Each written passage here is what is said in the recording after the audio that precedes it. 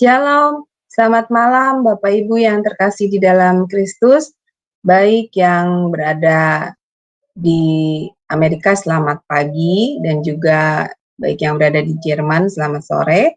Selamat bertemu kembali pada kelas pembelajaran firman Tuhan di Sema Adonai pada hari Sabtu 16 Maret 2024. Yang malam ini kita akan mempelajari tentang materi konseling ya Bapak Ibu, dan temanya adalah pola pengasuhan positif. Dan yang akan menjadi narasumbernya adalah Pak Pendeta Dedi Kurniawan MTH. Baik Bapak Ibu, sebelum kita memulai kelas pembelajaran kita, maka kita akan membukanya terlebih dahulu dengan doa pembukaan yang akan dipimpin oleh Bapak Siagian. Jadi silakan Pak Siagian. Haleluya, mari kita berdoa. Bapa di surga, Bapa yang kami sembah dalam nama Tuhan Yesus Kristus, terima kasih Tuhan, kesempatan pada saat ini kami boleh berkumpul untuk mendengar pelajaran kebenaran firman-Mu. Tuhan, seberapa kami yang hadir di dalam Zoom ini Tuhan Yesus, kiranya Tuhan campur tangan dari awal, pertengahan, sampai akhir. Tuhan, hamba-Mu yang memberitakan firman-Mu atau yang memberi pelajaran pada kami saat ini, kiranya urapi Tuhan, biarlah melalui perkataan-Mu, apa yang diucapkan, biarlah itu menjadi berkat bagi kami semua. Terima kasih Tuhan, ampuni segala dosa perbuatan kami, yang kami sengaja maupun tidak kami sengaja, agar kami layak di hadapan-Mu, layak menerima kebenaran pembelajaran firman-Mu. Di dalam nama Tuhan Yesus Kristus, kami sudah berdoa dan mengucap syukur. Haleluya. Amin. Amin. Baik, terima kasih untuk Pak Siagian yang sudah membuka kelas kita dengan doa pembukaannya. Baik Bapak Ibu, sebelum kita masuk pada kelas pembelajaran kita, maka kita akan melihat terlebih dahulu profil dari narasumber kami.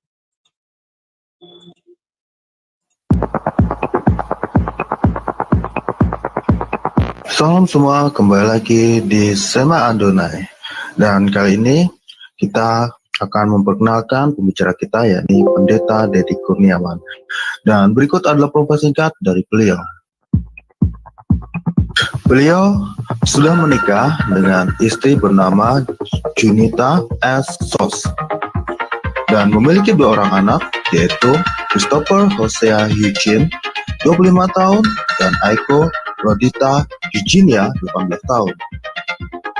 Pendidikan: S1 Fakultas Ekonomi Manajemen UPIDA pada tahun 1996, S2 Magister of Art STT Battle The Way pada tahun 2013, S2 Magister Teologi STT Battle The Way pada tahun 2015, S2 Magister Pendidikan pada tahun 2017 di Institut Kristen Borneo Balikpapan, S3 Teologia pada tahun 2018, Institut Kristen Borneo Balikpapan, Bethel Biblical Counseling Academy pada tahun 2022.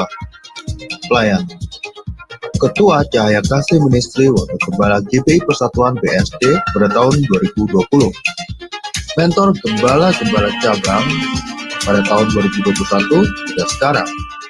Gembala Jemaat GPI Ekousia Agape Karawaci Benton Johnson UPH Karawaci. Pekerjaan: beliau bekerja sebagai dosen tetap di Institut Kristen Borneo Balikpapan.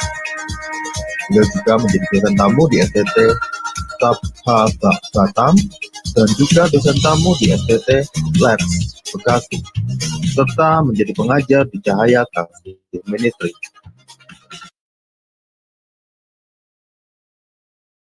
Ya, baik Bapak Ibu, tadi sekilas adalah profil dari narasumber kami, yaitu Pak Pendeta Dedi Kurniawan. Baik, sebelum masuk pada kelas pembelajaran, saya akan terlebih dahulu menyapa narasumber kami. Shalom, selamat malam Pak Dedi. Ya, shalom, selamat malam Bu Aling. Selamat malam juga buat semuanya, Bapak Ibu Saudara. Ya, semoga kabarnya luar biasa dan sehat selalu ya Pak. Amin. Ya, puji Tuhan, baik, makasih. Ya, baik. Saya serahkan waktu dan tempat pada Pak Dedi. Dipersilakan, Pak. Ya, baik. Ya, malam Bapak Ibu, hari ini kita akan bahas serial parenting. Jadi hari ini kita akan bahas masih masuk dalam tema besarnya, yaitu pola pengasuhan yang positif.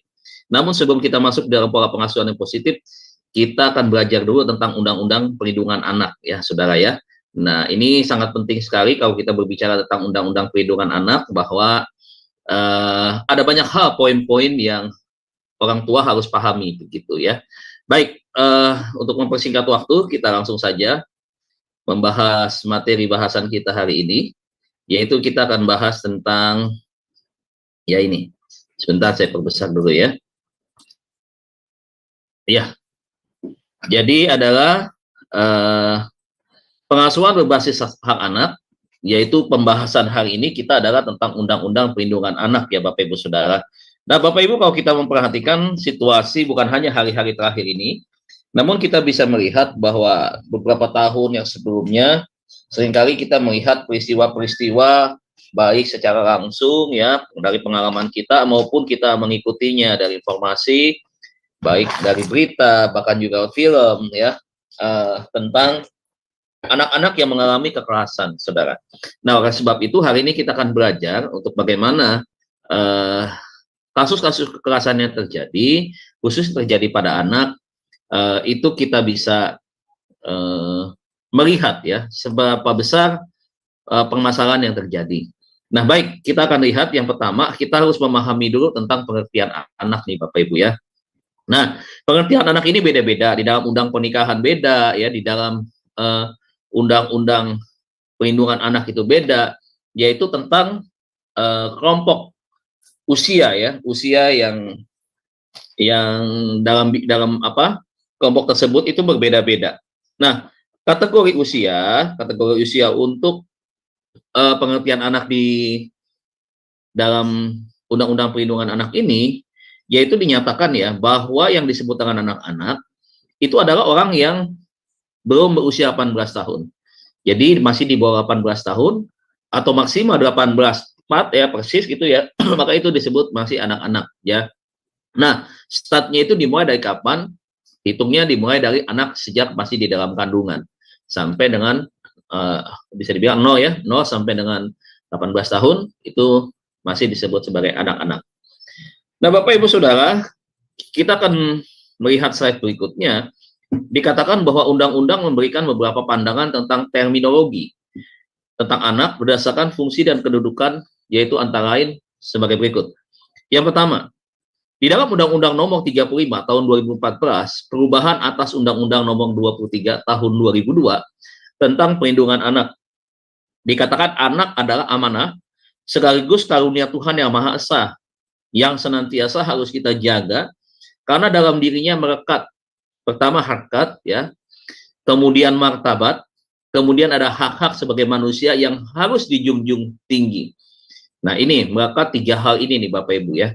Nah, selanjutnya apa? Selanjutnya juga dikatakan bahwa hak asasi anak merupakan bagian dari hak asasi manusia yang termuat dalam Undang-Undang Dasar 1945 dan Konvensi Perserikatan PBB atau Perserikatan Bangsa-Bangsa tentang hak-hak anak. Dari sisi kehidupan berbangsa dan bernegara, anak adalah masa depan bangsa dan generasi penerus cita-cita bangsa. Nah, sehingga setiap anak berhak atas kelangsungan hidup, tumbuh, dan berkembang, berpartisipasi, serta berhak atas perlindungan dari tindakan kekerasan dan diskriminasi, perlindungan dari hak sipil dan kebebasan. Jadi Bapak Ibu, kalau kita melihat ya, anak-anak kita itu dipayungi oleh undang-undang hukum negara ya. Nah, undang-undang hukum negara yang ada di negara kita ini itu berdasarkan undang-undang dari hak asasi manusia yang dicetuskan oleh PBB. Nah, jadi kalau kita melihat ya, Undang-Undang Nomor 35 Tahun 2014 yang ditangani oleh Presiden Jokowi ya, itu adalah undang-undang yang diperbaharui dari Undang-Undang Nomor 23 Tahun 2002 tentang perlindungan anak ya. Pada waktu itu 2003 itu pada Undang-Undang Nomor 23 Tahun 2002 Itu ditandatangani oleh Presiden Megawati, saudara. Nah, kita bisa melihat bahwa ternyata ya, setiap anak itu punya hak untuk dalam kelangsungan hidup. Kelangsungan hidup berbicara tentang hak-hak hidupnya dia. Apa saja, mulai dari bagaimana orang tua menjaga, merawat anak ini. Ketika dia merawat dan mengasuh anak ini, hak-hak apa yang harusnya diterima oleh anak? Itu harus diberikan oleh orang tua. Hak belajar harus diberikan oleh orang tua. Tidak boleh orang tua karena alasan biaya, karena punya pandangan pola pikir yang lama, akhirnya mengekang anak di dalam mendapatkan haknya di dalam pendidikan. Itu nggak boleh. Bahkan bukan cuma itu, saudara, ya. Orang tua juga harus memperhatikan pertumbuhan gizi anak. Berapa persen kebutuhan gizinya dia yang harus dipenuhi pada masa-masa usia-usia tertentu. Misalkan dari 1 sampai 5 tahun. Hal-hal apa saja, gizi apa saja yang harus terpenuhi di dalam dirinya dia. Kalorinya berapa misalkan, vitamin apa saja harus terpenuhi. Itu orang tua harus bisa memberikan. Nah, orang tua harus memperhatikan tentang hal itu. Memang kadangkala Bapak Ibu ada faktor di sini yang memang undang-undang artinya apa? Bukan pola pembiaran, tetapi undang-undang masih terhalang dengan faktor apa? Faktor tingkat ekonomi dari masing-masing orang tua si anak. Misalkan anak usia 0 sampai 5 tahun di kota, tentunya berbeda dengan 0 sampai 5 tahun yang ada di desa begitu. Kenapa? Karena bisa saja, saudara, pendapatan atau ekonomi dari orang tua tersebut berbeda-beda. Sehingga kalau yang di kota pemenuhan gizinya tercukupi, tetapi yang di daerah mungkin sedikit, ya sedikit tidak sama begitu. Sehingga kebutuhan anak akan gizi itu ya akhirnya tidak sama begitu. Nah, tetapi dia tetap dilindungi oleh undang-undang begitu. Jadi orang tua wajib untuk memperhatikan hal itu ya. Kemudian dia juga punya hak untuk tumbuh ya. Untuk tumbuh dan berkembang dengan lingkungannya. Untuk dia belajar, dia memiliki waktu-waktu khusus. Misalkan ada waktu dia untuk beristirahat, maka orang tua harus memberikan hak istirahatnya dia begitu.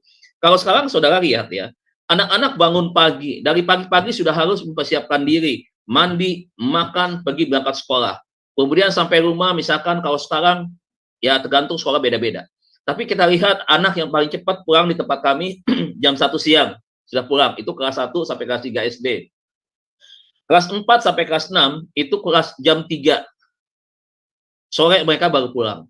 Nah, ada di antara anak-anak mereka, begitu pulang sampai rumah, istirahat sebentar, jam 5 sudah ikut les lagi. Nanti harus ikut ini lagi, itu lagi, dan seterusnya. Bahkan haknya dia untuk istirahat akhirnya terambil karena orang tua menuntut anaknya punya kegiatan-kegiatan lain yang bisa menambah skill anaknya. Ya, misalkan nari, dance, apalagi balet, misalkan basket, kemudian apa, badminton, misalkan begitu. Tetapi sehingga akhirnya apa yang terjadi? Anak dari Senin sampai dengan Sabtu misalkan, waktunya terlalu padat untuk keinginan-keinginan orang tua terlampiaskan begitu. Kapan hak dia untuk istirahat, untuk dia tidur? Kapan hak dia untuk bersosialisasi, bertumbuh bersama dengan rekan-rekannya? Hampir tidak ada. Nah, yang seperti ini Bapak Ibu, itu masuk di dalam yang disebut dengan itu tadi. Ya, kita sedang membatasi hak asasinya dia. Nah, inilah makanya seringkali terjadi anak mengalami apa yang disebut dengan seperti depresi, stres begitu ya. Nah, mengalami seperti itu kenapa? Karena beban yang terlalu banyak. Nah, ini Bapak Ibu ya, yang permasalahan seringkali terjadi. Orang tua merasa, ini nggak ada sesuatu. Sebenarnya ini sesuatu yang kurang tepat. Ada bagian dia untuk belajar, ada bagian dia untuk bertumbuh dan berkembang, ada bagian dia untuk istirahat. Begitu. Nah, ini harus diperhatikan oleh orang tua begitu ya. Nah, apalagi dikatakan di sini, berhak atas perlindungan dari tindakan kekerasan. Ya, jelas. Anak-anak yang mengalami kasus-kasus kekerasan, misalkan kasus bullying, ya sampai kemarin kita tahu ya, ada kampus internasional yang bagus ya, yang punya nama hebat, bahkan ya di daerah BSD Serpong ya, sudah bukan BSD tapi Serpong, kita bisa lihat kasusnya apa yang terjadi. Terjadi satu kasus bully di mana anak ini menjadi korban kekerasan, kemudian diekspos, divideokan begitu ya. Dan akhirnya apa? Jelas nama sekolah jadi tercoreng. Dan ternyata satu di antara pelaku itu adalah ternyata anak daripada seorang selebriti Indonesia ya. Nah, kita bisa melihat ini Bapak Ibu ya, ternyata kasus kekerasan seringkali terjadi begitu banyak Bapak Ibu, dan semakin hari jumlahnya semakin meningkat, presentasenya terus bertambah. Namun harus juga diperhatikan, ternyata Bapak Ibu tidak hanya di sekolah, kasus kekerasan anak ya, kasus kekerasan, diskriminasi itu juga bisa terjadi di rumah tangga, di keluarga, begitu. Nah, anak yang mengalami kekerasan di dalam rumah tangga, karena apa? Karena misalkan orang tua melampiaskan kemarahan emosinya itu di luar batas ya. Ada orang tua ketika menghukum anak disundut dengan rokok misalkan. Ada orang tua ketika memukul anak harus tangannya biru, harus tangannya luka dan seterusnya. Nah, ini hati-hati nih Bapak Ibu, hati-hati. Ya, hati-hati Bapak Ibu bisa berurusan dengan hukum sekalipun Bapak Ibu Saudara itu adalah orang tuanya. Ya, ingat nih, ya, itu bisa terjadi tuh. Nah, apa yang lagi yang terjadi? Perlindungan hak sipil dan kebebasan, diskriminasi di dalam hal-hal hak-haknya dia, hak-hak yang lain apa sih? Misalkan hak-hak dia untuk dia bisa mengenal situasi dan lingkungannya dia, hak-haknya dia untuk dia bersosialisasi, berteman dengan siapapun. Nah, tentunya di dalam pergaulan anak tersebut harus ada batasan dan harus ada pengawasan juga dari orang tua tentunya. Orang tua dalam hal ini karena mentang-mentang ada undang perlindungan yang melindungi anak-anak kita, mungkin akhirnya kita tidak mengawasi. Serba takut gitu misalkan ya. Nanti melanggar undang-undang gitu. Nanti melanggar hak asasi anak misalkan begitu. Kemudian akhirnya orang tua tidak membatasi pergaulannya. Ya tidak begitu ya. Tetap harus diawasi. Nah, namun ada hak anak yang memang harus diterima oleh anak tersebut dan dilaksanakan. Oke, saya lanjut saja Bapak Ibu ya. Nah, ada 3 ancaman anak yang ada di sekitar anak-anak kita hari-hari ini Bapak Ibu. 3 kasus ini adalah kasus yang paling tinggi ratingnya Saudara. Yang pertama adalah tentang eksploitasi anak. Bapak Ibu nggak usah aneh ketika Bapak Ibu ada di sekitar Jakarta, mungkin Jabodetabek, atau mungkin di kota-kota besar lain, Bandung, Surabaya, Medan, dan seterusnya, menemukan bagaimana anak-anak kecil ya dimanfaatkan oleh orang dewasa untuk apa? Untuk cari uang. Ya, bawa anak kecil bahkan sampai yang balita begitu dibawa untuk apa? Untuk tadi misalkan mengamen ya, kemudian minta-minta uang di lampu merah begitu. Nah, ini adalah bentuk daripada eksploitasi anak. Nah, ini jelas sekali Bapak Ibu sudah melanggar Undang-Undang Perlindungan Anak dan juga sudah masuk di dalam ranah kriminal ya Bapak Ibu ya. Karena ada hak anak yang harusnya sekolah, hak anak untuk bertumbuh, hak anak juga untuk beristirahat, hak anak juga belajar untuk mengenal lingkungan dan seterusnya, itu akhirnya terampas, tertindas begitu. Nah, ini termasuk di dalam kategori penindasan ya Bapak Ibu ya, penindasan daripada hak-hak anak. Dan oleh sebab itu, saya setuju setiap instansi terkait terhadap pemerintah harus melakukan tindakan razia, kemudian hukum seberat-beratnya pelaku yang melakukan eksploitasi anak seperti itu ya.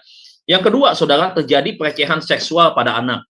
Nah, kasus-kasus yang terjadi adalah di mana anak-anak mengalami pelecehan seksual itu bukan hanya terjadi antara seorang anak dengan orang lain, tidak. Bukan hanya terjadi misalkan antara guru dengan anak muridnya misalkan, bukan seperti itu juga. Tetapi pelecehan seksual juga bisa terjadi dari keluarga terdekat misalkan. Paman yang melakukan itu terhadap keponakan bisa terjadi. Ayah tiri misalkan terhadap anak tirinya bisa terjadi seperti itu. Kakek terhadap cucunya bisa terjadi. Bahkan yang lebih parah lagi adalah ayah kandung bisa melakukan pelecehan seksual, bahkan bisa menghamili anaknya. Nah, kasus-kasus ini seringkali kita baca, kita tahu beritanya. Nah, 3 ancaman ini nih Bapak Ibu, ya, ini yang paling banyak. Termasuk yang ketiga adalah kekerasan pada anak. Kekerasan pada anak itu bisa saja ancaman, intimidasi, sampai kepada tindakan pemukulan atau kekerasan fisik pada anak.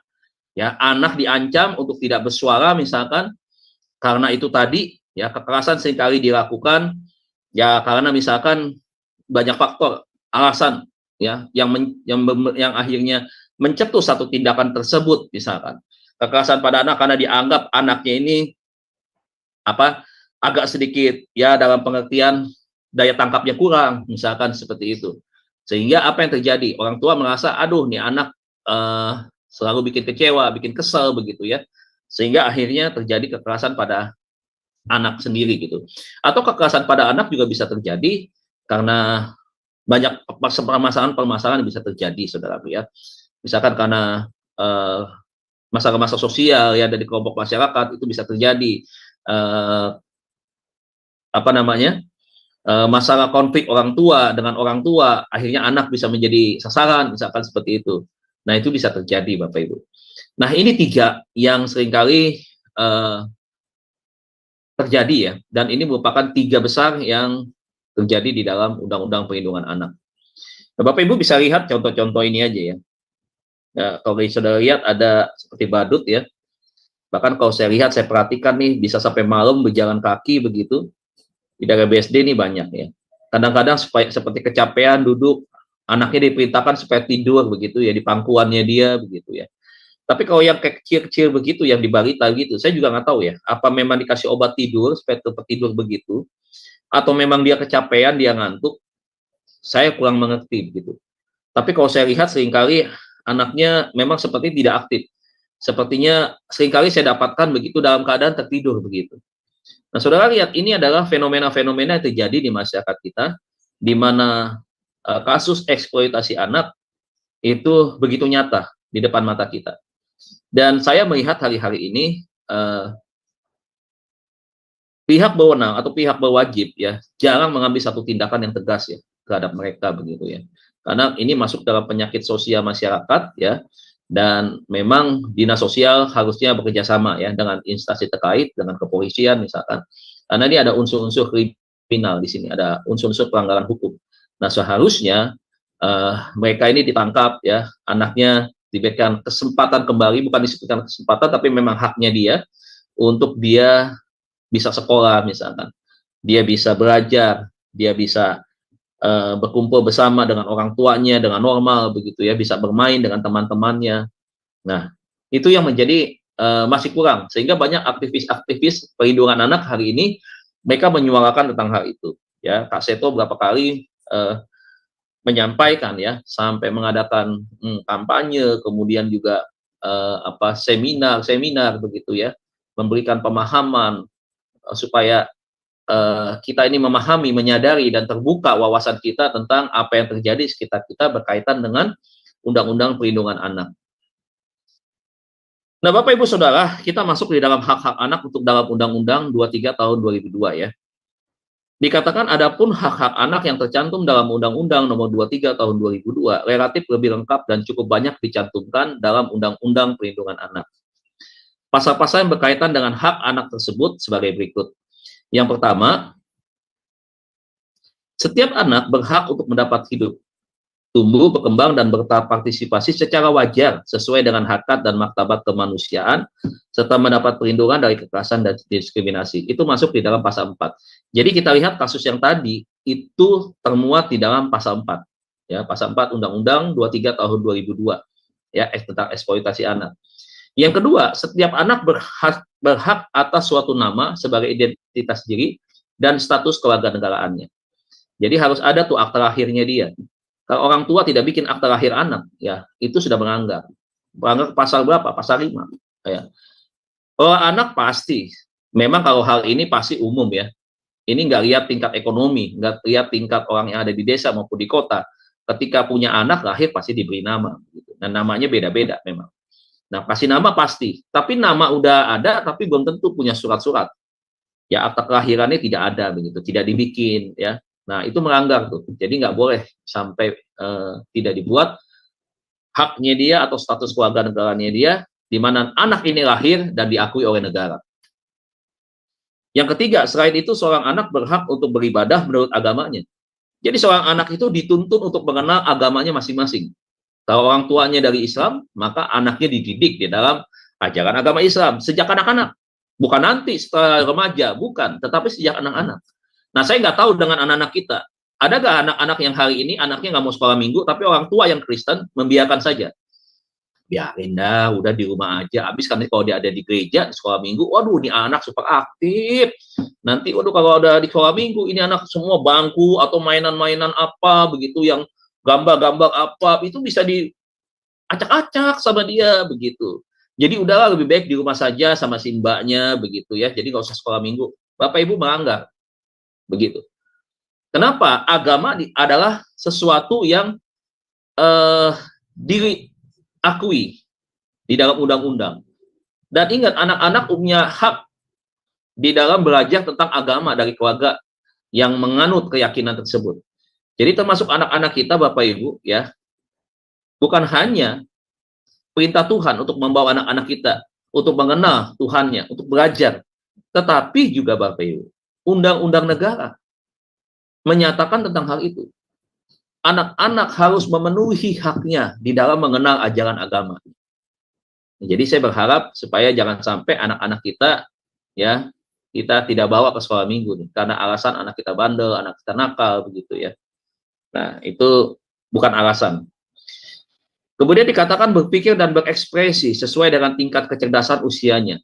Dalam bimbingan orang tuanya itu pasal 6. Biarkan anak kita, Bapak Ibu, bisa berekspresi seperti apa adanya dia. Toh anak-anak dalam usia-usia tertentu memang aktif, begitu. Rasa ingin tahunya begitu kuat. Dia ingin belajar, begitu. Nah, setiap anak itu tumbuh di dalam kecerdasannya dengan itu tadi, pola dan tingkah laku yang aktif seperti itu. Jadi ketika kita juga barang anak untuk suruh diam, nah kita juga salah di situ. Diam kamu. Ya, karena kita nggak suka nih anak terlalu aktif begitu. Padahal memang anak usia misalkan 5 sampai 12 tahun memang rasa ingin tahunya kan kuat, begitu. Namun kita seringkali menggunakan kekerasan, menggunakan otoritas sebagai orang tua sampai gebrak meja, tunjuk-tunjuk, melotot mata begitu ya. Sampai mau keluar tuh mata begitu. Untuk apa? Mengintimidasi anak kita supaya jangan terlalu aktif. Nah, kecuali kalau aktifnya udah berbahaya, main di pinggir jurang misalkan begitu ya. Itu tentu orang tua harus memperingatkan begitu ya. Kalau sudah di batasnya lebih daripada itu. Tetapi juga tentunya juga tidak dibenarkan dalam bentuk kekerasan. Nah, Bapak Ibu yang selanjutnya, yang keempat, setiap anak berhak untuk mengetahui orang tuanya. Bagaimana dengan anak yang diadopsi misalkan?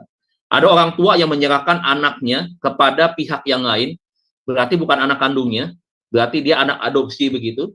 Nah, apakah harus dirahasiakan? Di masyarakat kita hari ini, kalau adopsi anak, itu tidak dikasih tahu siapa papanya. Nggak pernah diceritakan, bahkan sampai anak itu menikah lagi. Ada kasus seperti itu, ternyata baru 1 kali tahu. Dia jumpa dengan seseorang, ada yang ceritain, kamu ini sebenarnya bukan anak si om, tante itu. Kamu bukan anak mama kamu yang sebenarnya loh. Mama kamu tuh ada di sana tuh sebenarnya. Diceritain kisahnya, apa yang terjadi. Marah anak ini sama orang yang mengadopsinya itu. Sedih begitu. Kenapa disembunyikan begitu? Ya itu karena tadi, karena takut. Kita sudah gedein, biayain banyak, kita sudah, semuanya kita sudah berkorban, gila nanti sudah bersama pulang ke mamahnya begitu.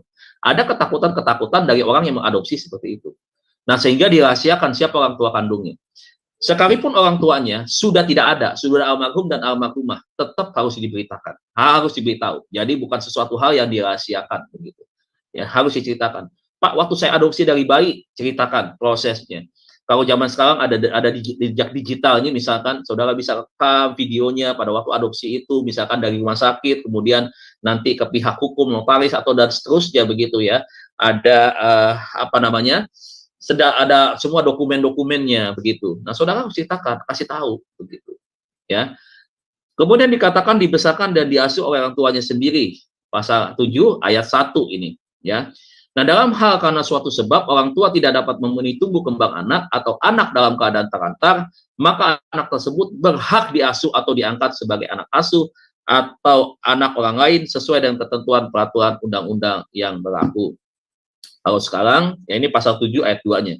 Nah, kalau sekarang ada orang tua yang menitipkan anak-anaknya di panti asuhan, tetapi data orang tuanya itu ada, lengkap. Bahkan ada beberapa yang memang tahu mama papahnya ada di luar, tidak mampu begitu, namun mereka diadopsi oleh panti asuhan dan anaknya tinggal di panti asuhan, disekolahkan, mendapatkan hak-haknya begitu ya. Ada hak istirahat, ada hak untuk belajar, ada hak untuk berkembang ya di dalam kreativitas anak-anak gitu ya. Itu ada yang seperti itu ya. Nah, yang kelima, setiap anak berhak memperoleh pelayanan kesehatan dan jaminan sosial sesuai dengan kebutuhan fisik, mental, spiritual, dan sosial. Itu dimuat di pasal 8. Nah, Bapak Ibu, kita lihat. Ternyata anak-anak kita juga sama. Harus mendapatkan haknya dia di dalam bidang kesehatan. Beberapa orang tua ya, dia menjaga melindungi anaknya dengan memberikan polis asuransi misalkan. Bukan hanya polis asuransi kesehatan, tetapi juga polis asuransi pendidikan misalkan. Nah, itu beda-beda polis misalkan. Nah, apa yang terjadi juga sejak anak lahir, misalkan vaksinnya, ya itu juga harus didapatkan oleh anak itu. Orang tua harus memberikan tentang hal itu. Nah, ketika anak sakit, orang tua berhak untuk menjaga, merawat, ya, kemudian membawa anak itu menjadi sembuh, misalkan diobati, ya. Nah, orang tua berhak tuh begitu tuh, ya. Jadi tidak ada pola pembiaran, ya. Kemudian ada jaminan sosial sesuai dengan kebutuhan fisiknya dia. Ya, kebutuhan fisik tentunya berkaitan dengan itu tadi ya, Bapak Ibu ya, pola makannya ya seperti apa ya, perkembangan mentalnya dia juga diperhatikan. Ya, kemudian hal-hal spiritual. Nah, itu berhak untuk didapatkan oleh anak. Nah, yang keenam Bapak Ibu, memperoleh pendidikan dan pengajaran dalam rangka pengembangan pribadinya dan tingkat kecerdasannya sesuai dengan minat dan bakatnya. Jadi anak-anak kita berhak untuk sekolah. Anak-anak kita berhak untuk mengikuti kegiatan-kegiatan yang berkaitan dengan kegiatan yang menunjang kemampuan si anak, mendukung dan mengembangkan kecerdasannya dia. Jadi harus itu, orang tua harus memberikan itu. Nggak boleh orang tua melarang anaknya untuk sekolah dan memutuskan memberhentikan anaknya sekolah karena tidak ada biaya misalkan. Ada banyak cara dan jalan sebenarnya untuk tidak memberhentikan anak itu untuk tidak sekolah. Ya, bisa banyak jalan. Yang ketujuh, memperoleh pendidikan luar biasa, rehabilitasi, bantuan sosial, dan pemeliharaan tahap kesejahteraan sosial bagi anak yang menyandang cacat.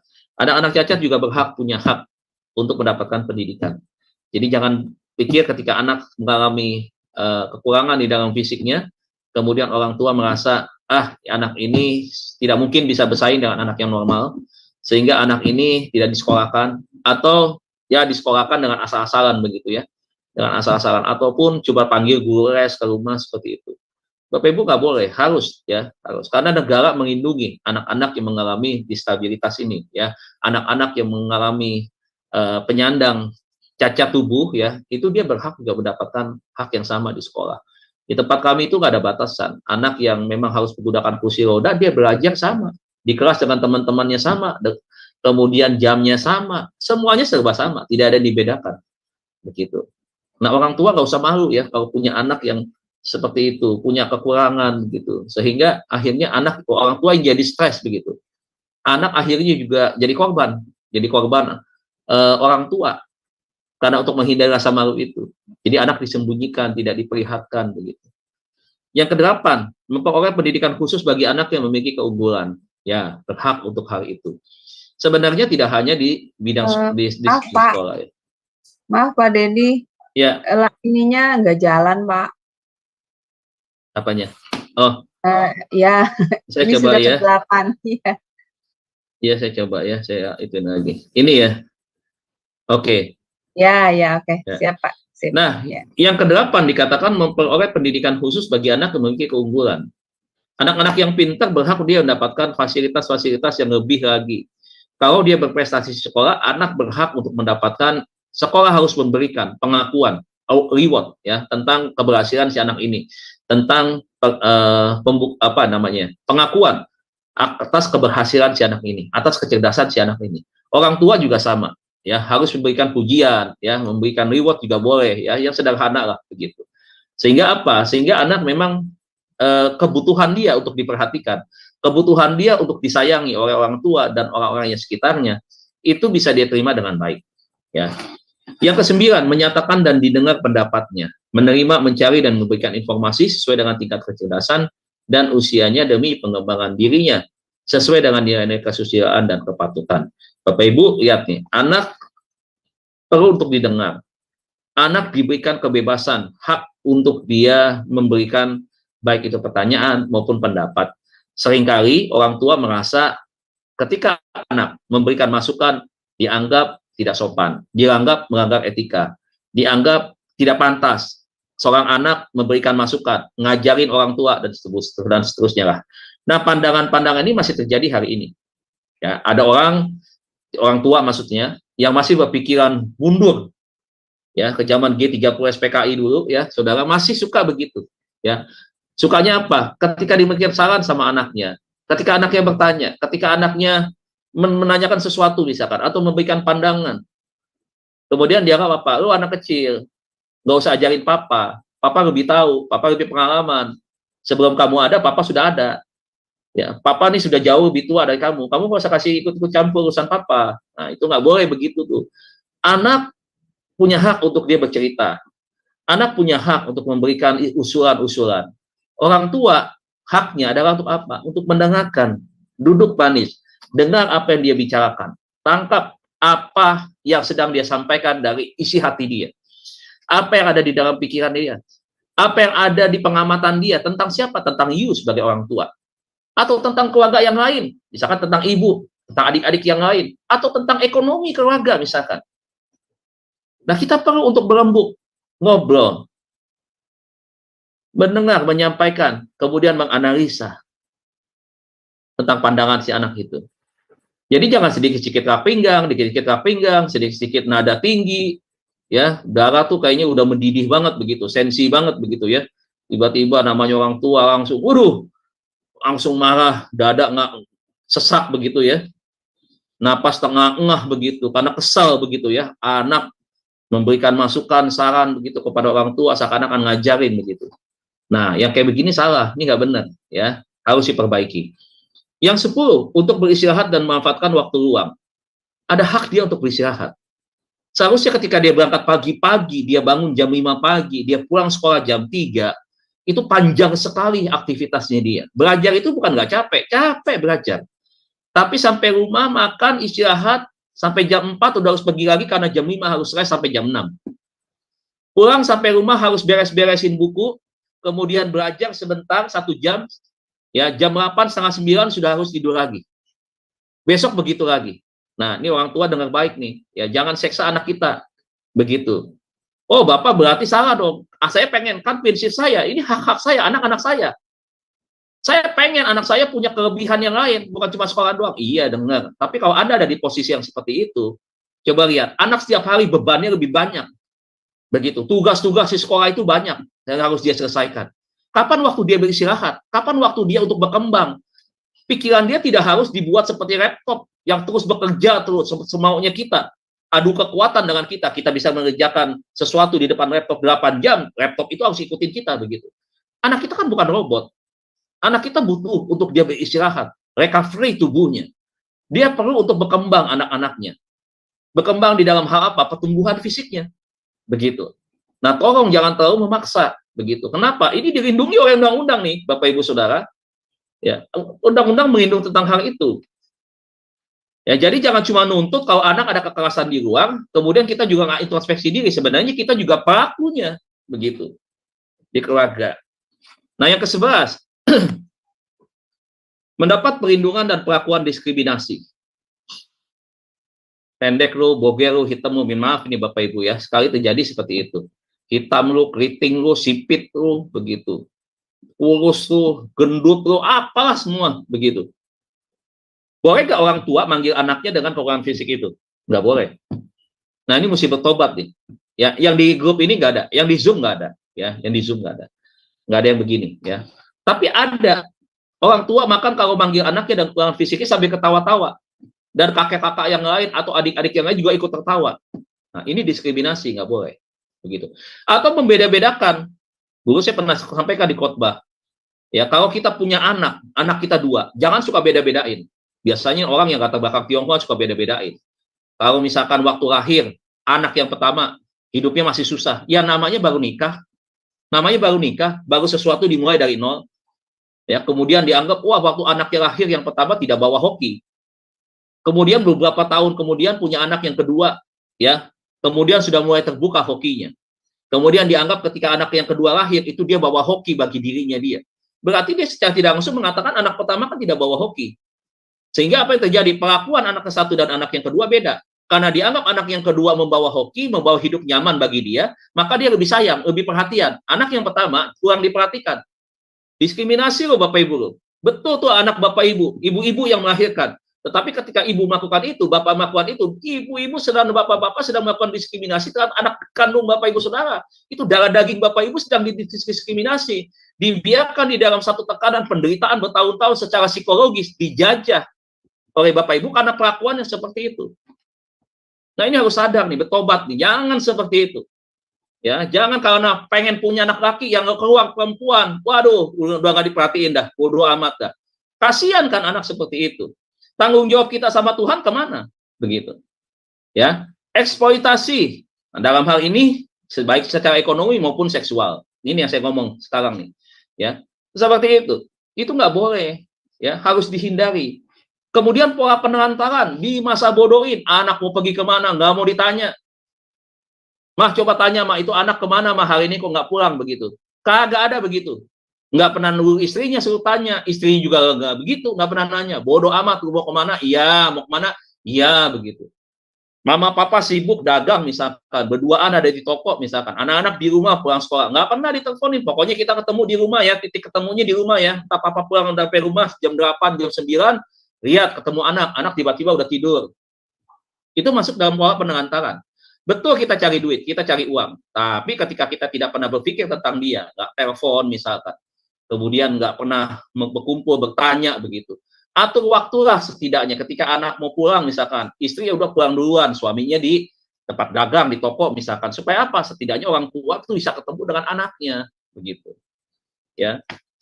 Kemudian kekejaman bisa banyak hal, hukuman-hukuman yang mengarah kepada kekerasan fisik misalkan, itu bisa terjadi. Guru juga tidak boleh melakukan hal itu. Ya, apalagi guru sekolah minggu, nggak boleh juga. Ya, melakukan kekejaman seperti itu. Ada nggak kekejaman yang menyiksa psikologis anak? Ada misalkan.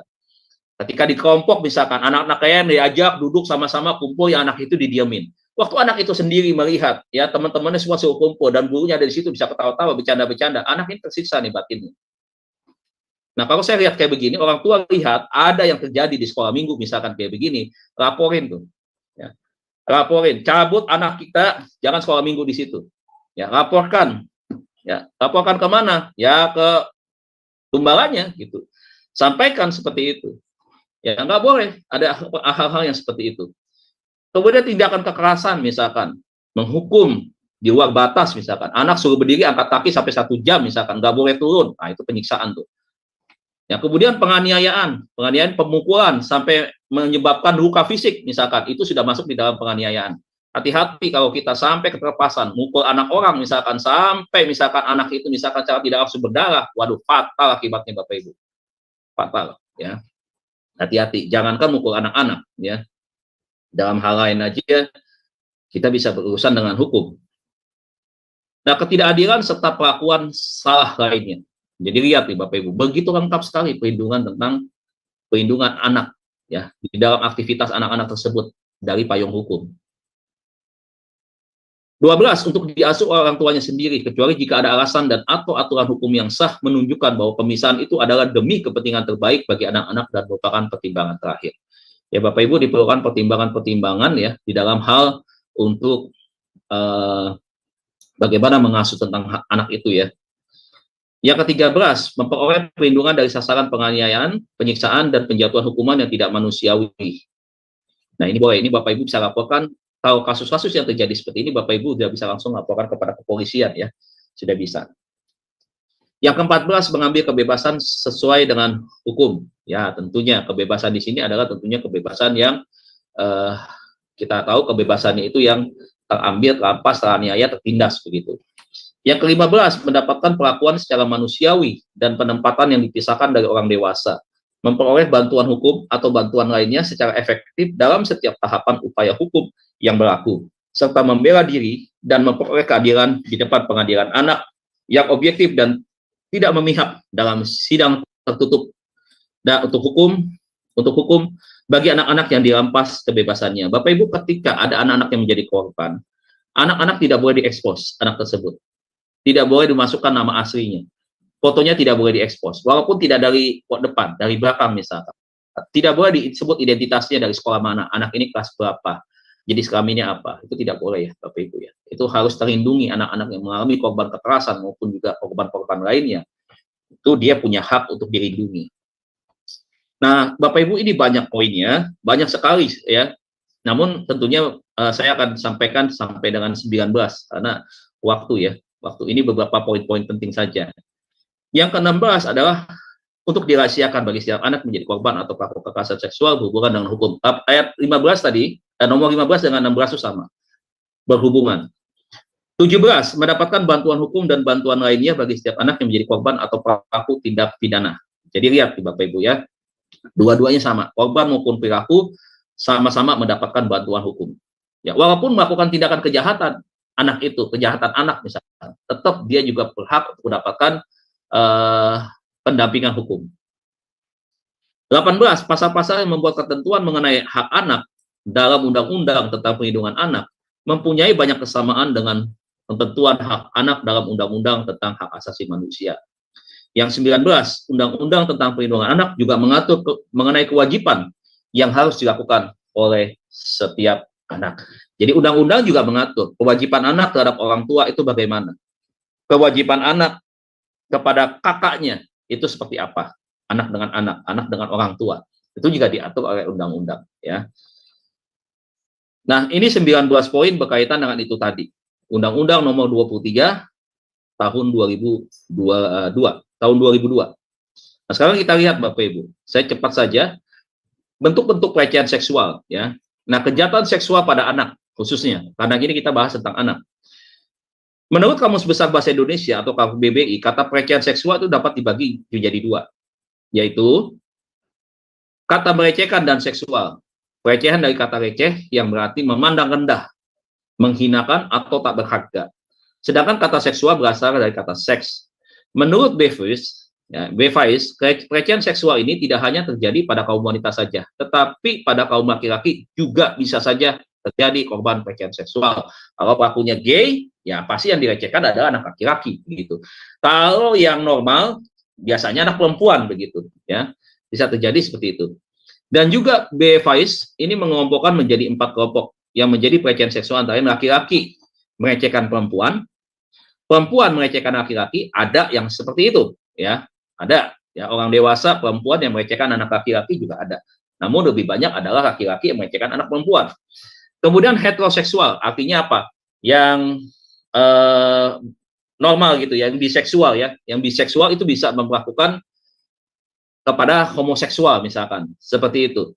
Dan homoseksual bisa melecehkan juga heteroseksual. Jadi kebalikannya. Jadi pelecehan seksual ini kompleks ya, banyak ya, bisa terjadi itu tadi ya, dengan latar belakang yang begitu banyak dan berbeda. Nah, pelecehan seksual semakin banyak terjadi di Indonesia nih. Dengan berbagai macam bentuk, ada beberapa bentuk pelecehan seksual yang berdasarkan tingkatannya adalah sebagai berikut.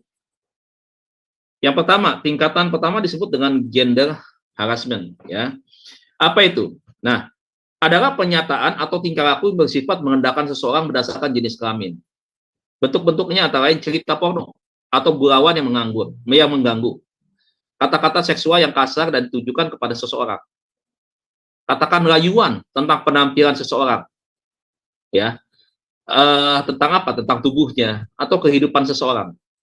Ya, berkaitan juga dengan memandang secara terus-menerus, mengeringkan mata atau melirik dengan cara yang tidak pantas ya, memperlihatkan, memakai atau menyebarkan benda-benda yang tidak senonoh, seperti gambar misalkan ya, gambar-gambar yang tidak baik gitu ya, kemudian buku, kemudian video porno ya, memperlakukan seseorang dengan cara berbeda karena jenis kelamin tertentu, seperti mengistimewakan, tidak mengacukan atau mengabaikan berdasarkan gender, serta kalimat-kalimat yang merendahkan tentang pilihan kalian perempuan. Nah, saudara lihat, ini adalah bentuk pada tingkat pertama di dalam bentuk pelecehan seksual, yaitu tentang gender harassment. Jadi seringkali memancing dengan rayuan-rayuan, omongan-omongan yang mengarah kepada masalah seks, ya, begitu ya. Yang kepada hal-hal yang tidak baik, tentang anatomi tubuh dari si perempuan itu misalkan. Ya, disebutkan, diucapkan, dan lain hal. Dan bahkan juga dengan satu tindakan, ya itu tadi mengirim foto gambar-gambar yang seksi-seksi begitu ya, bahkan menjurus kepada hal-hal yang porno. Dan juga ada terjadi di kantor, yaitu apa? Nah, seringkali juga kita bisa melihat ya, kalau atasannya laki-laki misalkan punya anak buah perempuan cantik masih muda misalkan, dia naksir begitu ya, kemudian dia melakukan itu tadi tuh namanya sebagai atasan terhadap bawahan. Nah, itu tadi dengan berbagai macam ajakan, bujukan, rayuan begitu ya. Kalau kamu mau ikut jalan pacaran sama saya, nanti gaji kamu saya naikin, saya promosikan dan seterusnya. Itu belum ada tindakan, tetapi sudah dalam bentuk ucapan misalkan ya. Keinginan yang diungkapkan itu sudah masuk di dalam kategori daripada gender harassment. Ini laki-laki mesti hati-hati nih. Kalau perempuan cerdas, cilaka ya. Dia ngomong lewat WA nih, begitu. Direkam misalkan kalaupun suara misalnya gitu ya, atau video call direkam, ada buktinya. Aduh, udah kasus ya, matang, benar-benar matang. Jadi mesti hati-hati ya, mesti apa namanya? Ya itulah kita ya, harus punya pikiran yang bersih, pikiran yang baik ya. Jangan ada hal-hal dikuasai oleh hal-hal yang negatif di dalam diri seseorang. Ya, nggak usah diperpanjang waktu masalahnya. Yang kedua, tingkatan kedua, seduction behavior. Ya, adalah rayuan atau permintaan yang tidak senonoh, bersifat seksual atau bersifat merendahkan tanpa adanya suatu ancaman. Enggak ada ancaman. Tetapi lihat ada tindakannya. Nah, bentuk-bentuknya antara lain pembicaraan mengenai hal-hal bersifat pribadi atau bersifat seksualitas. Nah, tindakan untuk merayu seseorang, ya, perhatian seksual seseorang, usaha menjalin hubungan romantis dengan seseorang. Nah, seseorang ini bisa siapa saja, Bapak Ibu ya. Bos dengan atasan, dengan bawahan bisa. Guru dengan murid, mahasiswa dengan dosen, misalkan begitu ya. Mertua dengan menantu, bisa siapa saja bisa terjadi. Ya. Kemudian usaha menjalin hubungan romantis dengan seseorang, ajakan untuk berbuat tidak senonoh atau asusila. Ini udah dalam bentuk ajakan. Ada kesempatan, yuk kita pergi sama-sama, yuk kita nginep di hotel bareng dan seterusnya. Ini udah masuk dalam bentuk pelecehan seksual nih. Nah, yang buat perempuan-perempuan, tolong tangkap, lihat apa yang dimaksud dengan tingkatan-tingkatan ini. Kalau Bapak Ibu boleh menjadi korban, udah laporin aja, ya, laporin aja. Tapi ini bukan hanya kepada perempuan dewasa, kepada anak-anak juga begitu.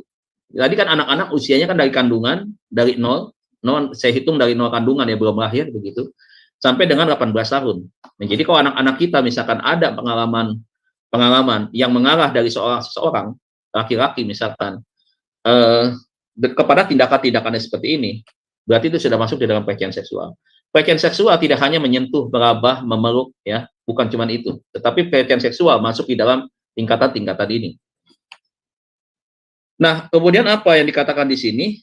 Mengganggu privasi seseorang secara sengaja, menjadikan seseorang sebagai sasaran sindiran dari suatu pembicaraan seksual. Ya, mengucapkan kalimat-kalimat seksual yang kasar dan mengganggu seseorang serta menyebabkan gosip seksual seseorang. Nah, ini saya pikir saya nggak perlu jelaskan ya, nggak enak saya untuk menyampaikannya, tetapi Bapak Ibu bisa menangkaplah apa yang ditulis di dalam tingkatan yang kedua ini. Yang ketiga, tingkatan ketiga disebut dengan seksual bribery ya, bukan BlackBerry, tapi bribery, yaitu ajakan melakukan hal-hal yang berkenaan dengan perhatian seksual. Jadi kalau yang ketiga sudah mengajak, ya, disertai dengan janji untuk mendapatkan imbalan-imbalan tertentu. Misalnya hadiah kenaikan gaji atau jabatan. Kalau tadi adalah sindiran, kalau sekarang sudah ajakan, benar-benar ajakan. Bentuk-bentuknya antara lain secara halus menyuap seseorang dengan janji imbalan tertentu untuk melakukan tindakan-tindakan seksual. Misalnya dipeluk, dirabah, dicium, dibelai, ya bahkan dan selanjutnya ya. Nah, secara langsung atau terang-terangan menjanjikan hadiah untuk melayani keinginan seksual seseorang. Pemaksaan tindakan seksual karena memberi janji atau hadiah, serta secara nyata memberikan hadiah kepada seseorang karena bersedia melayani secara seksual. 2 tahun lalu, entah setahun kemarin ya, yang kejadian seorang manajer yang ada di pabrik perusahaan yang ada di Karawang ya. Ternyata ini banyak sekali korban yang mengalami seksual bribery, saudara. Banyak sekali perempuan-perempuan yang kena korban itu dijanjikan dengan cara yang seperti ini, dan akhirnya bersedia ya, si perempuan itu mengikuti keinginan daripada pimpinannya. Nah, ketika ini terjadi, Bapak Ibu, biasanya memang orang yang punya pegang otoritas, biasanya bisa melakukan tentang hal itu kepada bawahannya. Nah, seringkali karena dia punya kuasa, karena dia punya jabatan, dia punya uang, hukum bisa dia beli. Banyak sebenarnya kasus-kasus yang terjadi, Bapak Ibu ya, berkaitan dengan pemimpin-pemimpin di pemerintahan, misalkan, yang melakukan pelecehan seksual terhadap sekretarisnya, terhadap perempuan-perempuan yang secara umum yang ada di luar begitu. Namun kasusnya silent. Kenapa bisa terjadi seperti itu? Ya karena itu tadi, kekuasaan, karena uang. Akhirnya semua bisa tutup mulut begitu. Padahal kasihan korbannya kan, masa depannya hancur seperti itu. Nah, anak-anak juga begitu, anak-anak di sekolah, terutama anak-anak yang sudah tahap remaja ya, seringkali kan juga begitu. Diancam dengan nilai, diancam ya dengan berbagai hal, apalagi mohon maaf misalkan si anak perempuannya cantik misalkan, tapi kurang cerdas misalkan, itu bisa dijadikan sebuah senjata misalkan dari oknum yang tidak bertanggung jawab misalkan ya, untuk itu tadi mengikuti kemauannya dia. Jadi memang kasus-kasus yang terjadi di sekolah juga banyak tentang hal ini, ada begitu. Tetapi memang biasanya ada apa namanya ya, ada usaha untuk tidak diekspos sekolah tersebut. Kenapa? Karena otomatis ketika nama sekolahnya tercoreng, siapa yang mau sekolah sana gitu. Orang tua juga jadi was-was kan. Jadi mereka berpikir, wah bahaya kalau sekolah di sini begitu. Nah, ini yang akhirnya itu tadi, kasusnya misalkan tetap berjalan gitu namun tidak diekspos. Yang keempat, tingkatan keempat seksual coercion atau disebut dengan TRAPE, yaitu adanya tekanan untuk melakukan hal-hal bersifat seksual dengan disertai ancaman baik secara halus maupun langsung. Bentuk-bentuknya adalah ancaman secara halus dengan pemberian semacam hukuman karena menolak keinginan seksual seseorang, ancaman secara langsung atau terang-terangan dengan harapan seseorang mau melakukan tindakan seksual meskipun tindakan tersebut belum terjadi, melakukan tindakan seksual dengan seseorang yang merasa takut karena ancaman atau hukuman yang diberikannya, serta akibat buruk yang diterima dari seseorang secara nyata karena menolak tindakan seksual dari seseorang. Ya, jadi yang keempat ini Bapak Ibu kita bisa melihat nih, ya. Ini sudah masuk di dalam bentuk yang lebih berat lagi. Jadi ada 4 yang disebut dengan pelecehan seksual, kita bisa melihat. Nah, ini adalah penjelasan-penjelasan tentang hal itu. Jadi jangan selalu berpikir pelecehan seksual itu hanya sebatas itu tadi, ya, melakukan sentuhan-sentuhan. Tidak. Ternyata kita sudah berbicara tentang hal-hal kepada seseorang yang sampai merecehkan begitu ya, itu sudah masuk di dalam pelanggaran pelecehan seksual. Ya, oke Bapak Ibu, saya pikir ini saya nggak bisa sampaikan semua, tapi saya akan berusaha untuk saya sampaikan sampai saya harus lihat jam, karena kita terbatas jamnya. Kalau sudah mau jam 8, saya akan lanjutkan ya Bapak Ibu Saudara, sampai dengan ya waktu kurang lebih beberapa menit lagi. Nah, 10 tipe pelecehan seksual nih Bapak Ibu harus bisa kita pahami. Yang pertama, ini bentuknya ya, bentuknya. Yang pertama, main mata atau pandangan yang menyapu tubuh. Biasanya dari atas ke bawah atau seperti mata keranjang yang penuh dengan nafsu. Ya, melihat sosok figur dari seorang wanita, kemudian melihat begitu secara dari atas kepala sampai dengan ke bawah gitu ya. Kalau apa namanya? Istilahnya, kalau lihat wanita tidak berkedip matanya begitu. Nah, itu adalah bentuk daripada pelecehan seksual tingkat yang pertama nih, Bapak Ibu. Yang kedua, siulan nakal dari orang yang dikenal atau tidak dikenal. Nah, itu. Yang ketiga, bahasa tubuh dirasakan merecehkan, merendahkan, dan menghina. Tahu ya, kalau bahasa-bahasa tubuh ya, Bapak Ibu ya, gaya-gaya yang menjurus kepada tindakan-tindakan atau bentuk pelecehan seksual, misalkan seperti memperagakan, ingin mencium begitu ya. Nah, itu masuk di dalam pelecehan seksual tuh. Yang keempat, komentar yang berkonotasi seks atau kata-kata yang melecehkan harga diri, nama baik, reputasi atau pencemaran nama baik. Yang kelima, mengungkapkan gurauan-gurauan bernada porno, misalkan humor porno atau lelucon-lelucon cabu lainnya.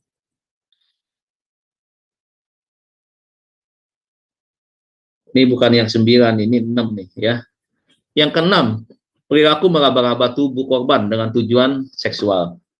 Nah, terbagi menjadi beberapa kategori. Yang A adalah cubitan, coretan, tepukan, atau sentuhan di bagian tubuh.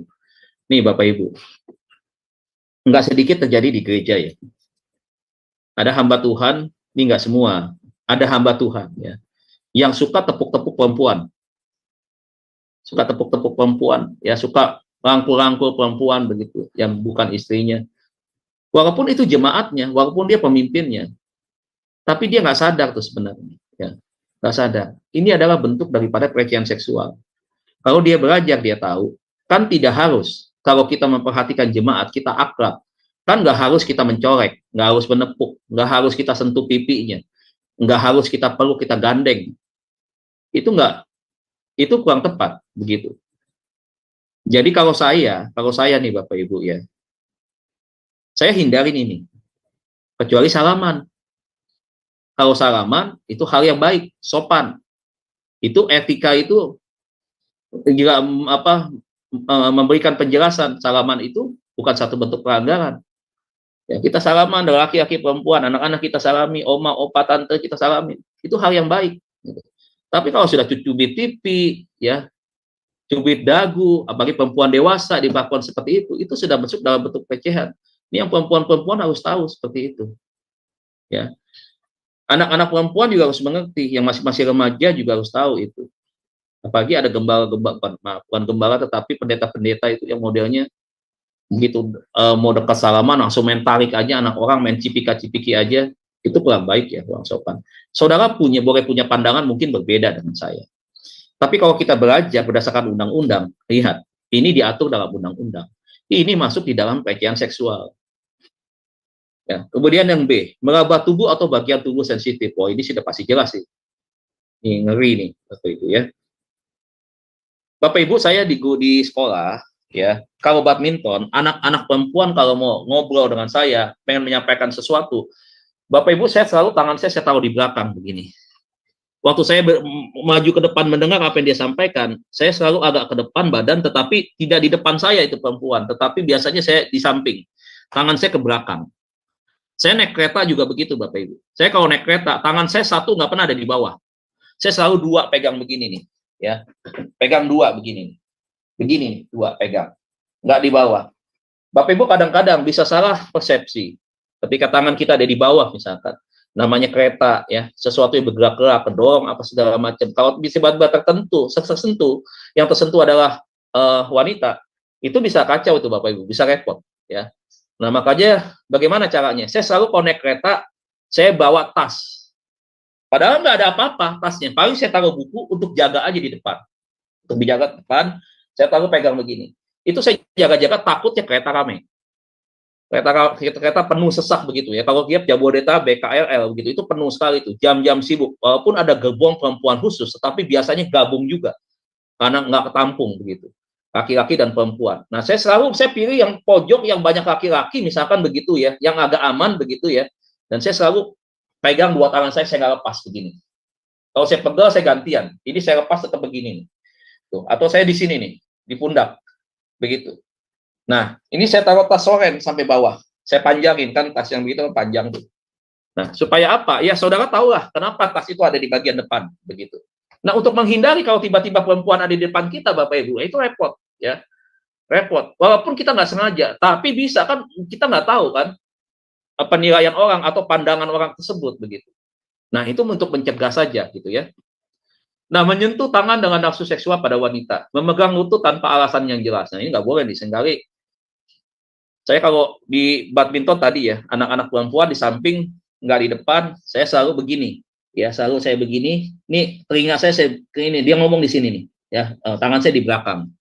Begitu. Tapi sebenarnya itu kalau yang betul-betul tuh penting banget. Tapi kalau nggak penting banget ya ngapain? Biasa aja ngomongnya begitu. Nah, ketika anak-anak jatuh misalkan yang perempuan bagaimana? Nah, itu saya selalu juga harus hindarin. Saya bilang kamu ambil tisu. Saya suruh ada cewek yang lain suruh untuk bersihkan begitu. Yang F, menyenderkan tubuh ke wanita. Kalau ke istri boleh, maksudnya ini bukan istri ya. Memegang tubuh atau bagian tubuh lain yang dirasakan sangat tidak nyaman bagi korban. Yang H, menepuk-nepuk bokong perempuan. Yang I, berusaha mencium atau mengajak berhubungan seksual. J, mencuri cium dan kabur. K, gerakan tertentu atau isyarat bersifat seksual. Nah, ini nggak boleh nih, pelagak-pelagaan yang enggak nih. Ajakan berkencan dengan iming-iming. M, ajakan melakukan hubungan seksual.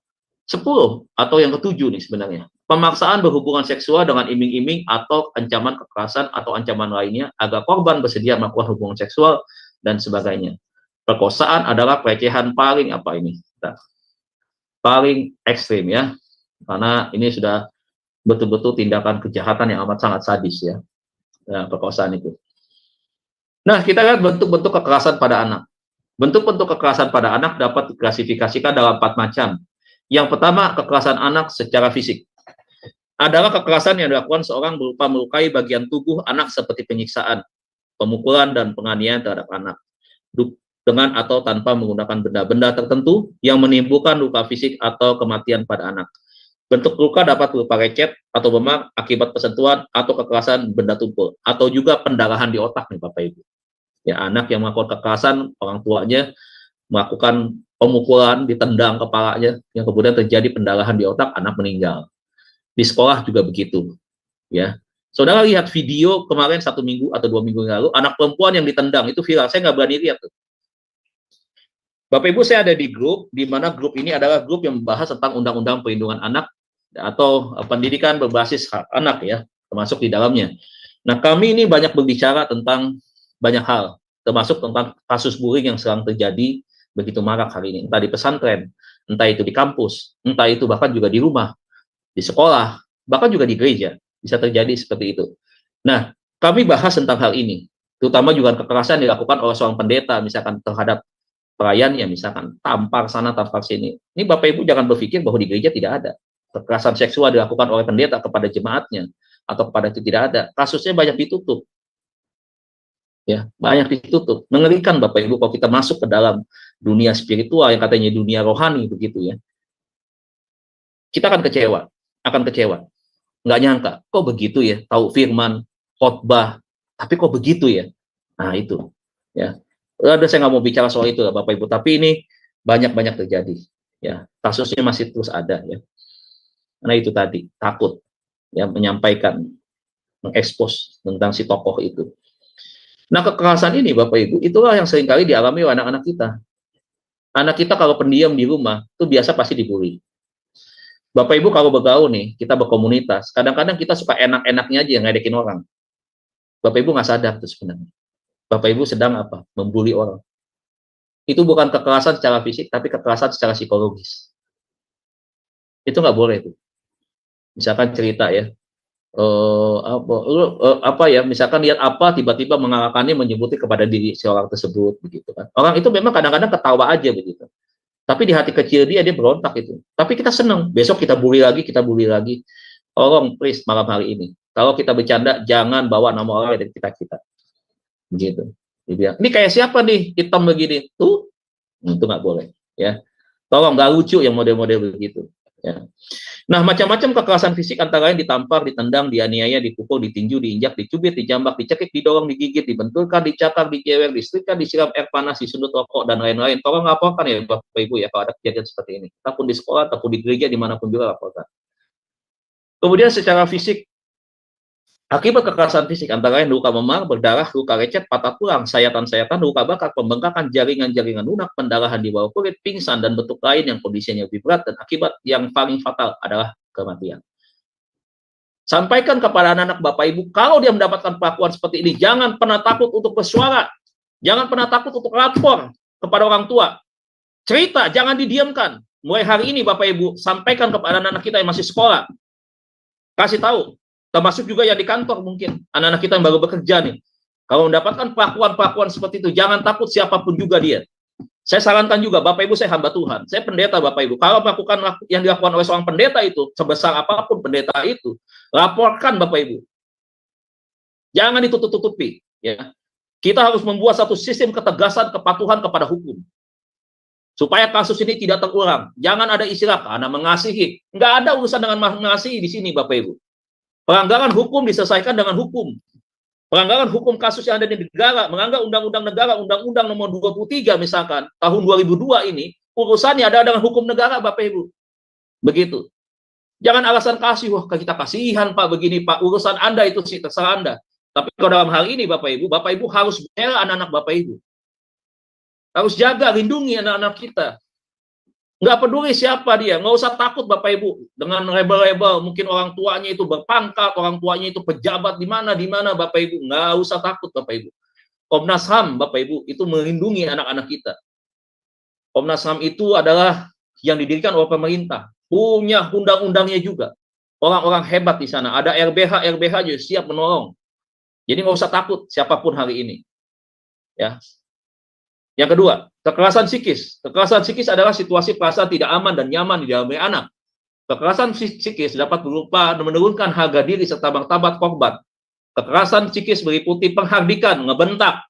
Kalau Tuhan Yesus menghardik angin supaya diam, nah itu Tuhan Yesus ya. Tapi Tuhan Yesus tidak menghardik orang begitu. Tidak, kecuali dia menghardik setan begitu. Dikatakan apa? Penghardikan terus penghinaan lagi. Setelah penghinaan apa? Penyampaian kata-kata kasar dan kata-kata kotor.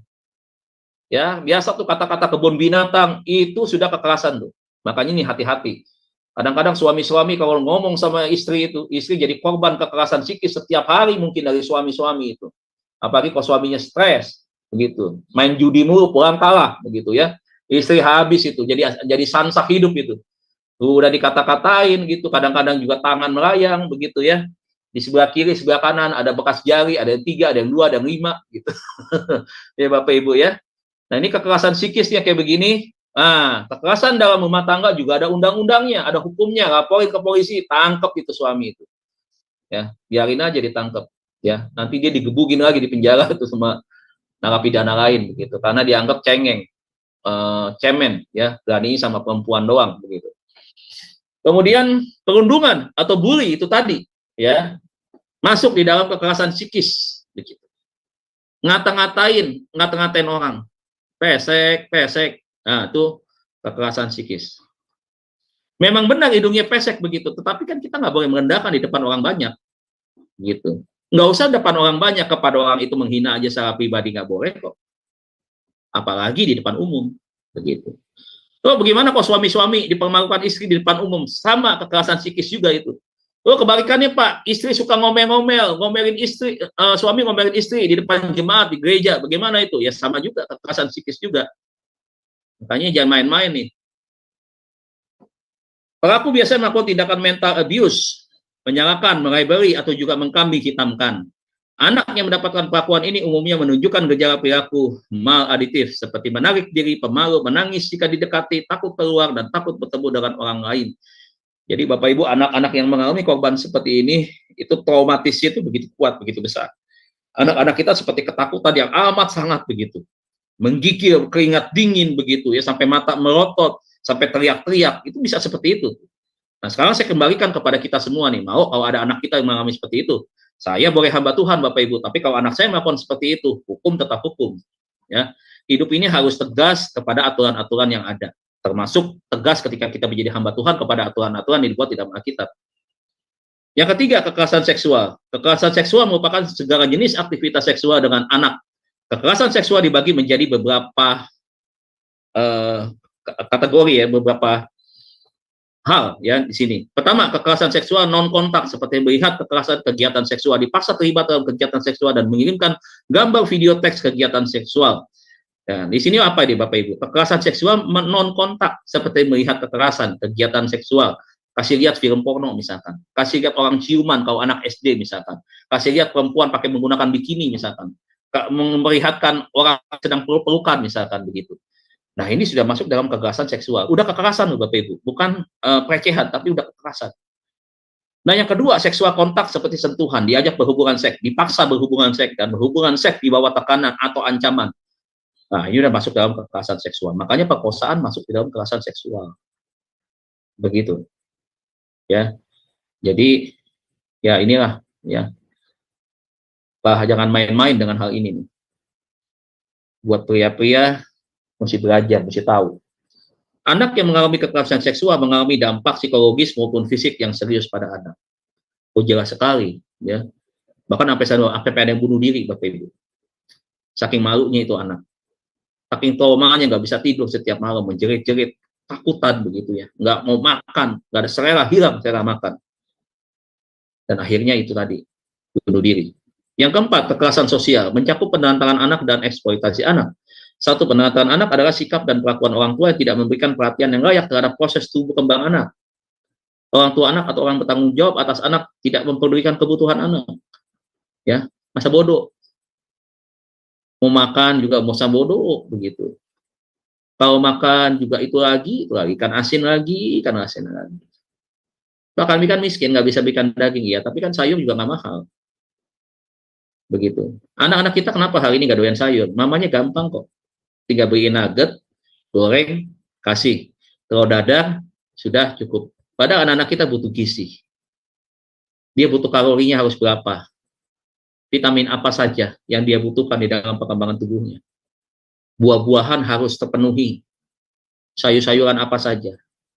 Susu harus dapat. Tapi orang tua bodo amat. Anak doyannya ayam, ya udah ayam terus diikutin begitu. Jadi nurut sama anak begitu kemauannya. Jadi ya itu makanya anak-anak kita kenapa hari ini kelas 6 SD atau jangankan kelas 6 SD, kelas 3 SD ada anak yang satu tinggi, yang satu pendek. Padahal mama papanya tidak pendek. Nah itu tadi Karena ada faktor-faktor itu. Anak mau makan, ya udah, nggak mau makan lah, sudah biarin kayak gitu. Nggak dibujuk, nggak dikasih pemahaman, nggak dikasih pengertian, begitu. Pola penelantaran, jadi anaknya kurang, ya. Makanya itu kecil. Lihat aja anak-anak sekarang kan, kelasnya sama, tapi kenapa ada yang tinggi, ada yang pendek, gitu. Padahal orang tuanya normal, begitu. Kemudian kelalaian di bidang kesehatan seperti penolakan atau penundaan untuk pelayanan kesehatan, tidak memperoleh kecukupan gizi dan perawatan medis saat sakit. Kelalaian ini akan sangat mempengaruhi tumbuh kembang anak, antara lain terjadi kegagalan dalam tumbuh kembang, malnutrisi, kurang nutrisi yang menyebabkan fisiknya kecil, kelaparan, terjadi infeksi kronis, higien kurang, hormon pertumbuhan turun sehingga dapat mengakibatkan stunting. Ya, ini kemarin lagi rame nih, yang kemarin waktu kampanye itu tuh, ya udahlah, masalah stunting. Nah, Bapak Ibu lihat nih, ini bisa terjadi, ya, itu masuk dalam kekerasan sosial. Jadi orang tua bukan berarti nih ada pengabaian dalam hal anak-anak tadi kebutuhannya, dianggap itu hal-hal yang biasa. Enggak loh, masuk dalam kekerasan sosial, Bapak Ibu, ya. Yang B, kelalaian di bidang pendidikan meliputi pembiaran sehat. Oh ya, sampai sini aja nih Bapak Ibu, waktu kita nggak memungkinkan. Kelalaian di bidang pendidikan meliputi pembiaran atau mangkir. Anak bolos, bodoh amat, biarin aja, gitu. Sekolah yang berulang, barangkali sekolah nggak masuk. Tidak menyekolahkan pada pendidikan yang wajib diikuti setiap anak, atau kegagalan memenuhi kebutuhan pendidikan yang khusus. Nah, ini tadi, pola penelantaran di dalam pendidikan dari orang tua. C, kelalaian di bidang fisik meliputi pengusiran dari rumah dan pengawasan yang tidak memadai. Siapa yang hari ini kalau marah sama anak seringkali ngusir anak? Jangan pulang di sini. Pergi kamu, tidur di mana kek? Mama nggak tahu, papa nggak mau tahu. Pergi kamu. Masih kayak begitu tuh. Nggak kebayang dia kalau anaknya itu di luar akhirnya mendapatkan kekerasan, ya disodomi orang begitu ya. Akhirnya melakukan pelecehan seksual yang perempuan di luar begitu. Seringkali anak diusir, nggak boleh pulang, nyamannya di luar, kebiasaannya gitu anak, jadi kebiasaan yang negatif. Entah tiba-tiba terjadi sesuatu sama anaknya, nangis-nangis orang tua, padahal dia pelakunya kan yang memulai itu, ngusir anak. Yang D, kelalaian di bidang emosional meliputi kurangnya perhatian, pengabaian, penolakan, kekerasan terhadap pasangan di hadapan anak, dan pembiaran penggunaan rokok, alkohol, narkoba oleh anak. Anak ngerokok nggak apa-apa, cobain alkohol nggak apa-apa. Bahkan ada yang bilang, ini kamu coba nih alkohol nih, belajar, biar nggak norak, biar nggak kampungan, ayo biar tahu, gitu. Aneh, saya kadang-kadang nggak ngerti ya, orang tua ada yang begitu ya. Ya nggak dibilangin bahaya narkoba begitu, disuruh tahu sendiri. Ya jadi ini nih Bapak Ibu ya, karena waktu nih Bapak Ibu, saya nggak bisa habiskan semua. Next time ya, kapan waktu nanti saya sampaikan lagi. Masih terlalu banyak, karena ini pola pengasuhan anak ini banyak sekali. Nah ini baru saya sebagai pengantar aja ya, bahwa pola pengasuhan anak itu terkait dengan Undang-Undang Perlindungan Anak. Jadi apa namanya, pembelajaran tentang Undang-Undang Perlindungan Anak atau pengasuhan berbasis hak anak itu terikat kepada satu undang-undang yang diakui oleh negara Indonesia, bahkan dunia lewat konvensi PBB ya. Jadi semua negara di dunia, anak-anak kita atau anak-anak mereka terikat atau ada di bawah payung hukum undang-undang PBB dan undang-undang daripada pemerintahan lokal di negara mereka masing-masing. Ya demikian Bapak Ibu Saudara, terima kasih buat pemaparan yang baru saja saya sampaikan, Bapak Ibu yang telah menyimak, dan saya serahkan untuk selanjutnya kepada moderator. Iya, baik. Terima kasih Pak Dedi, luar biasa pemaparannya malam ini ya. Baik Bapak Ibu, sebelum kita masuk pada sesi tanya jawab dan diskusi, maka saya akan terlebih dahulu membacakan acara Sema Adonai ke depannya. Baik, dimulai setelah kelas ini, masih ada kelas lanjutan ya Bapak Ibu di pukul 21.00 waktu Indonesia Barat. Dengan temanya adalah Danger of Arrogance, yang artinya adalah bahaya kesombongan. Dan yang menjadi narasumbernya adalah Pastor Teni Landena dan moderatornya adalah Ibu Heni. Selanjutnya besok, di hari Minggu 17 Maret 2024, di jam 19.00 waktu Indonesia Barat, di Sema Adonai akan ada ibadah online Sema Adonai dan ibadah pembukaan kelas SSOBC Dwi Wulan yang kedua.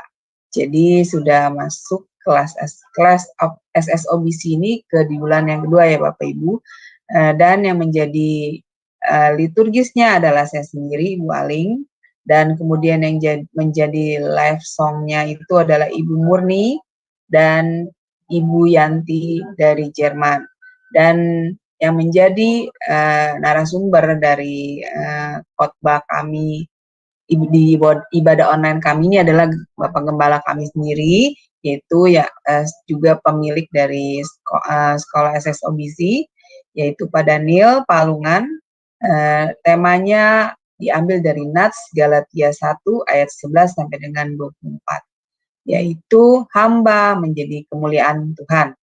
Nah, jadi Bapak Ibu sekalian, selanjutnya adalah renungan pagi dari Sema Adonai yang diadakan setiap hari dari Senin sampai dengan Sabtu, dimulai dari jam 5.30 pagi dan dilayani oleh hamba-hamba Tuhan yang sangat memberkati. Jadi Bapak Ibu sekalian, untuk renungan pagi Sema Adonai, untuk kemudian renungan pagi dari Bapak Gembala kami sendiri, yaitu Pak Daniel, yang diadakan setiap hari Jumat 1 kali dalam seminggu, dan juga ibadah online kami di hari Minggu, itu hanya Bapak Ibu dapat ikuti hanya di channel Cahaya Firman. Jadi tidak ada di channel-channel yang lain ya Bapak Ibu. Oleh karena itu, bagi Bapak Ibu yang belum mensubscribe channel kami, channel Cahaya Firman, tolong subscribe channel YouTube baru kami, yaitu channel Cahaya Firman, supaya Bapak Ibu bisa mengikuti keseluruhan acara-acara dari Sema Adonai yang hanya ada di channel Cahaya Firman, tidak ada di channel-channel yang lain. Dan juga tolong bantu subscribe ya Bapak Ibu kepada yang lain, sehingga bantu share kepada yang lain, sehingga semakin banyak juga orang yang bisa mengikuti keseluruhan acara Sema Adonai lewat channel Cahaya Firman, dan juga membantu channel kami semakin berkembang dan menjadi berkat lagi bagi banyak orang. Terima kasih Bapak Ibu atas perhatiannya, Tuhan berkati. Baik Bapak Ibu, sekarang kita akan masuk pada sesi tanya jawab dan diskusi. Tapi terlebih dahulu, bagi yang ingin bertanya, harap raise hand ya Bapak Ibu, sehingga bisa dibuka mute-nya oleh operator kami. Ya, baik Pak Dedi, sungguh luar biasa ya Pak, materi malam ini kita belajar tentang pola pengasuhan positif. Nah, tadi Pak Dedi menjabarkan bahwa banyak ya Pak anak-anak kita yang harus kita lindungi ya Pak, berarti kita jaga ya Pak. Dan itu adalah tugas kita sebagai orang tua. Nah, seperti tadi di depan Pak Dedi kan ada menjabarkan bahwa ada anak yang dia itu misalnya diberikan orang tuanya kepada orang lain ya Pak, untuk diasuhkan, karena orang tuanya itu mempunyai ketidakmampuan dalam mengasuh anaknya ini. Dan jadi tadi mengatakan bahwa itu adalah suatu hak ketika anak itu dewasa nanti untuk mengetahui siapa orang tuanya yang sebenarnya. Yang saya mau tanyakan Pak Dedi, apakah itu tidak akan membawa pengaruh kejiwaan bagi dirinya Pak? Karena kan dia ketika mengetahui bahwa ternyata dia bukan anak dari orang tua asuhnya yang sekarang, bukankah itu bisa menimbulkan sakit hati gitu, atau dia merasa kok saya dibuang gitu. Nah, bagaimana nih Pak Dedi? Takutnya kan salah ambil tindakan ya. Makanya mungkin orang tua juga, ya orang tua asuh juga akan berpikir seperti itu. Nah, ini bagaimana Pak Dedi? Kemungkinan bisa seperti itu? Iya. Ya, kalau dia merasakan ketika dia disembunyikan, nggak pernah diinformasikan ke satu kali misalkan ya, ternyata dia baru tahu kalau dia bukan anak kandung dari si bapak atau ibu ini, maka justru dia akan sakit hati kepada si bapak dan ibu yang membesarkan dia. Tetapi dia akan berusaha untuk dia kembali mungkin cari orang tua kandungnya dia, begitu. Tapi bisa juga kalau kita sampaikan kepada anak itu Karena kan anak ini sudah mendapatkan kasih sayang sama seperti anak kandung sendiri dari si papa dan ibu ini. Tentunya ada ikatan batin yang tidak mungkin mudah untuk dia juga bisa tinggalkan si bapak dan ibu yang membesarkan dia. Jadi secara otomatis sudah terbentuk ikatan emosi yang kuat. Jadi tidak mungkin dia akan mengalami kesedihan. Mungkin dia akan bertanya, kenapa mama kandung saya meninggalkan saya? Kenapa mama kandung membuang saya? Kan begitu kan? Nah, bisa jadi respon dia adalah kemarahan dia, kebencian dia terhadap mama kandungnya. Kenapa mamanya tinggalkan itu? Nah, tapi kita yang mengadopsi misalkan harus kasih tahu, kamu nggak boleh marah, nggak boleh benci sama mama kamu. Justru kehadiran orang tua adopsinya ini, orang tua angkatnya ini, itu harusnya menjadi jembatan antara si anak dengan orang tua kandungnya. Tapi juga jangan bohong, ini jangan bohong. Nah, kita mesti kasih tahu dari mana anak ini diambil. Kalau memang kita waktu ambil kita nggak tahu mamahnya, misalkan dari satu panti, misalkan. Ada panti yang tidak membolehkan anak diadopsi, tapi ada juga yang boleh diadopsi. Nah, ketika misalkan juga orang yang hanya tahu orang pantinya, mamah kandungnya waktu mengantar anak ini masih bayi misalkan, ternyata mamahnya misalkan mahasiswi, hamil di luar nikah karena pergaulan bebas. Takut si mahasiswi ini dengan papa mamahnya. Akhirnya anak ini dilahirkan, kemudian diserahkan kepada orang. Akhirnya itu tadi yang tahu hanya si panti itu. Tapi akhirnya setelah itu kan nggak tahu lagi di mana mamahnya itu ada. Nah, makanya itu harus diceritakan, dikasih tahu. Ceritakan saja bahwa saya mengambilnya dari panti, kamu dari panti ini. Saya ketemu dengan suster ini misalkan, ibu pantinya ini misalkan. Cerita begitu. Waktu papa, mama datang ke sana, hati papa tergerak. Papa seperti ada rasa sentuhan melihat kamu waktu itu. Papa sempat dan mama sempat pingin begitu untuk kamu jadi milik papa mama begitu. Ceritain aja. Ketika dia sudah dari kecil dan besar bersama dengan kita, akhirnya kan dia bisa menerima itu. Dan nggak mungkin, pasti kekecewaan ada pasti. Tapi tetap kan kasih sayang itu kan sudah diterima dari papa yang mengadopsinya itu, mama adopsi itu. Jadi anak ini akan secara hak asasi manusianya terpenuhi. Jadi orang tua tidak melanggar hak asasi si anak, walaupun anak ini bukan anak kandungnya. Jadi harus ngomong, sampaikan itu, cerita. Hanya pemahaman kita kan pemahaman konteks zaman dulu, zaman company Jepang, zaman company dan zaman Jepang. Selalu berpikir, oh nanti dia kabur, nanti dia pulang, kita sudah miliaran dibesarkan dia nih sekolah nih. Waduh, nggak dapat apa-apa kita. Begitu. Bapak Ibu nggak gitu. Makanya kan semakin zaman modern, pikiran manusia harusnya ikut modern ya, begitu. Nggak ikut kolot begitu. Saya kan juga dari sisi pastoral, saya juga melihat seperti itu. Jadi ada dua sisi. Satu, bagaimana pola asuh dari orang tua, ya. Kedua adalah bagaimana dari sisi kejiwaan si anak, begitu kan. Ikatan batin emosi yang terbina bertahun-tahun itu tidak mudah. Anak itu langsung memutuskan, papa mulai hari ini kita putus hubungan. Papa bukan papa saya. Ya lu mau cari papa mama lu kemana? Mama papa lu udah begitu sayang sama lu begitu mau. Iya, nggak bisa gitu. Nah, pertanyaannya, kapan sih kita yang waktu yang tepat untuk kita menjelaskan itu? Ketika dia sudah menginjak dewasa, ketika pikirannya itu sudah jauh ke depan, berpikirnya sudah mulai tajam, ya, pikirannya sudah mulai luas, cara pandangnya sudah bagus, begitu. Kita ngomong, jangan kelas 6 SD kita ngomong.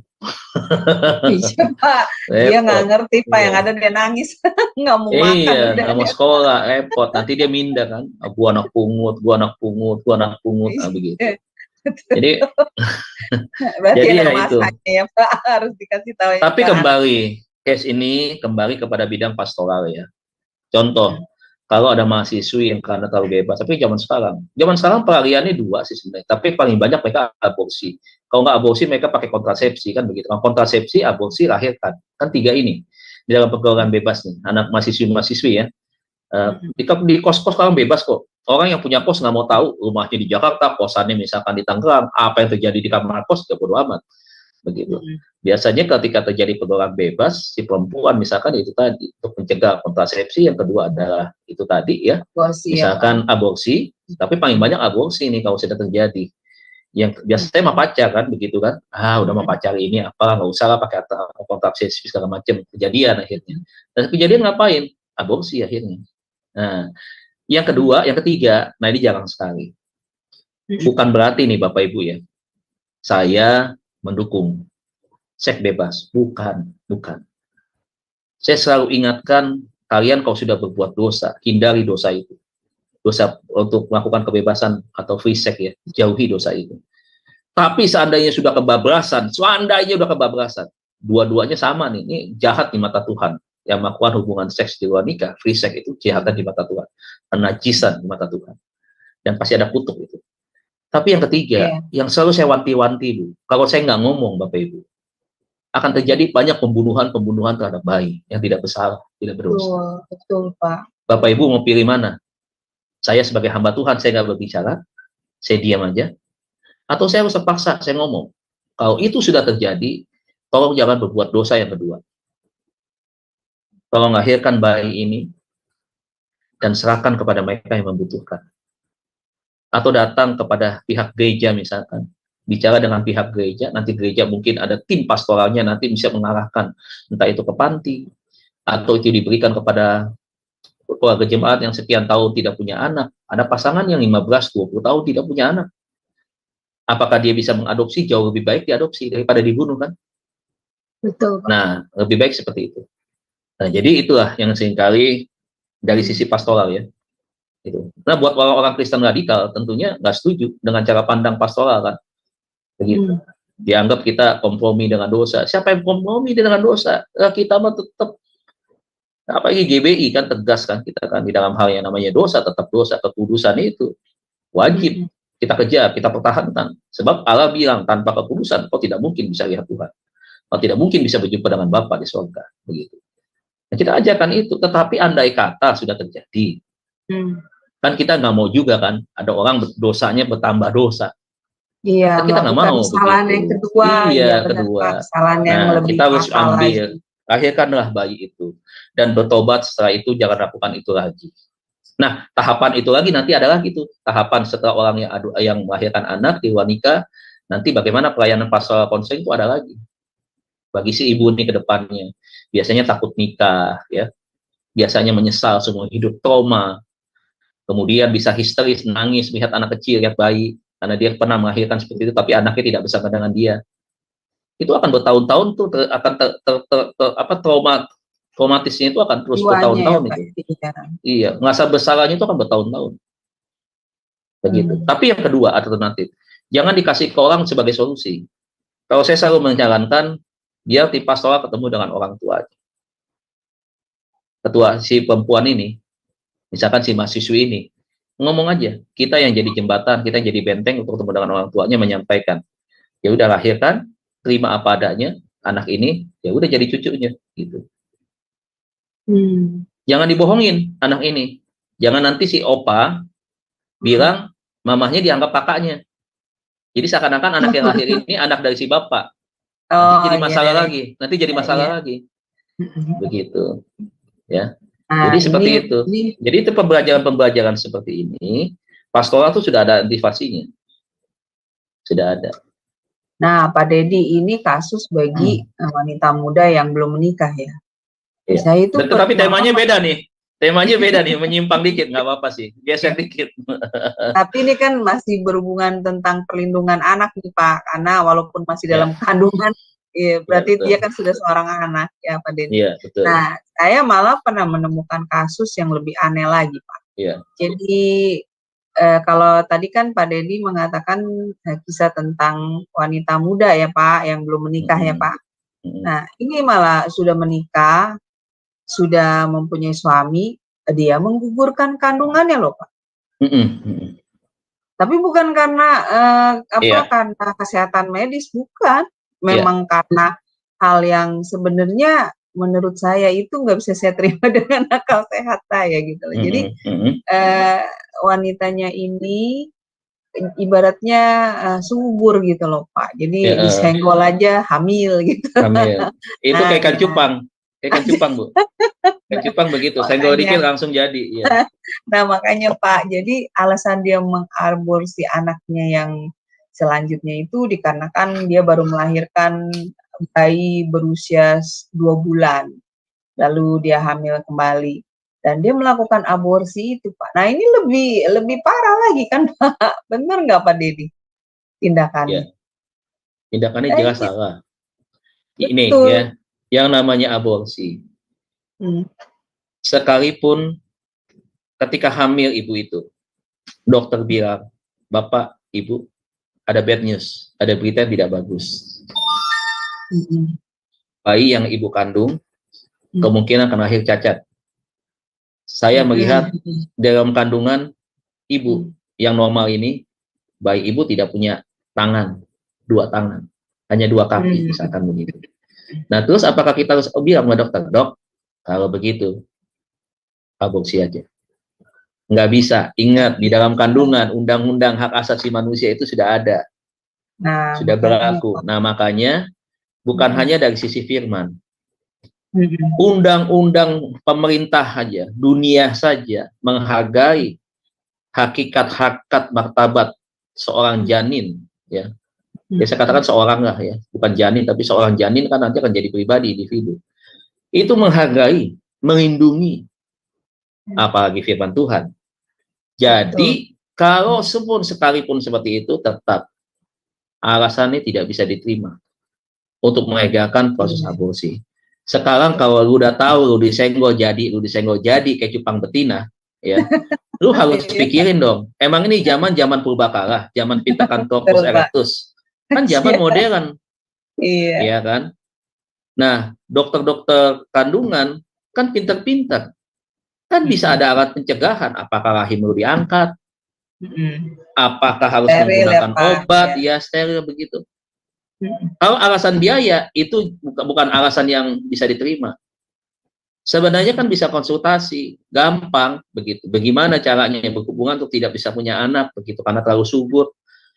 Emangnya anak SD kan udah dewasa sudah tahu begitu. Makanya begitu. Itu, Pak. Saya juga mau tanya, kalau ketemu suami saya mau tanya, lu kayak nggak pernah nakal aja dulu jadi anak laki, masa nggak tahu? Iya nggak? Iya. Nah, harusnya begitu. Nah, jadi apapun ya, saya anti aborsi ya. Saya paling benci yang namanya dengan aborsi gitu. Jadi anak kita mau lahir dalam keadaan apapun, bagaimanapun juga seorang ibu itu sudah dipercayakan Tuhan untuk menjadi orang yang bertanggung jawab, menjaga, memelihara gitu. Apapun anak itu begitu keluar dari kandungan, keadaannya seperti apapun juga, itu kepercayaan Tuhan berikan buat suami dan istri itu atau sepasang manusia itu kan. Jadi nggak boleh lakukan seperti itu. Nah, makanya itu tadi. Saya senang konseling buat mereka yang kebablasan begini kan. Jadi mesti dikasih tahu, dikasih pencerahan nih dia, dikasih tausiah.